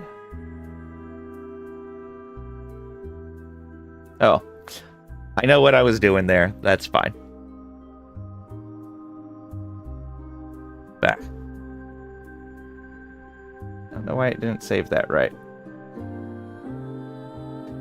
But anyways, I'm gonna have to stop here. We'll be on at 11 a.m. Central U.S. time tomorrow. With the start of Cycle 2. We'll be playing this sorcerer. We'll probably make a lot of adjustments to it as we go. I would expect. Yeah. But yeah, I'm ready for this. I haven't played a sorcerer, like, really focused on a sorcerer for a while. Alright. So it's 1600 UTC tomorrow. Let's raid somewhere on Twitch. Also get our raid message going.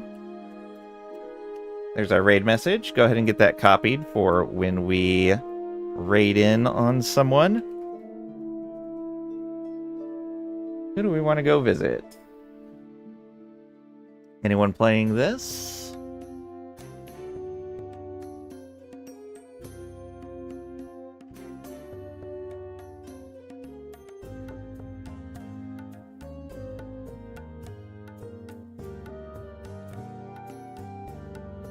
Who's on my list and what are they playing?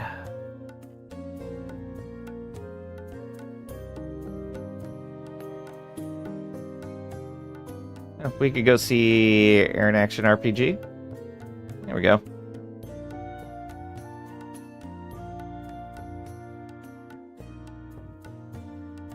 He's got a giveaway going. And he's answering questions about Last Epoch. He knows the game fairly well, so ask away questions with him, that's for sure. Alright, thank you guys for being here. I really appreciate it. Thank you for the bits, and for hanging out, for asking me questions, for lurking. All of it appreciated. I'm excited to give this a try and see all the new changes coming up. Alright. And yeah, like I said, 1600 UTC tomorrow for Cycle 2 of Last Epoch. Also, if you're looking to get the game, it is the same price on Nexus as it is on Steam, and I get a little kickback for that.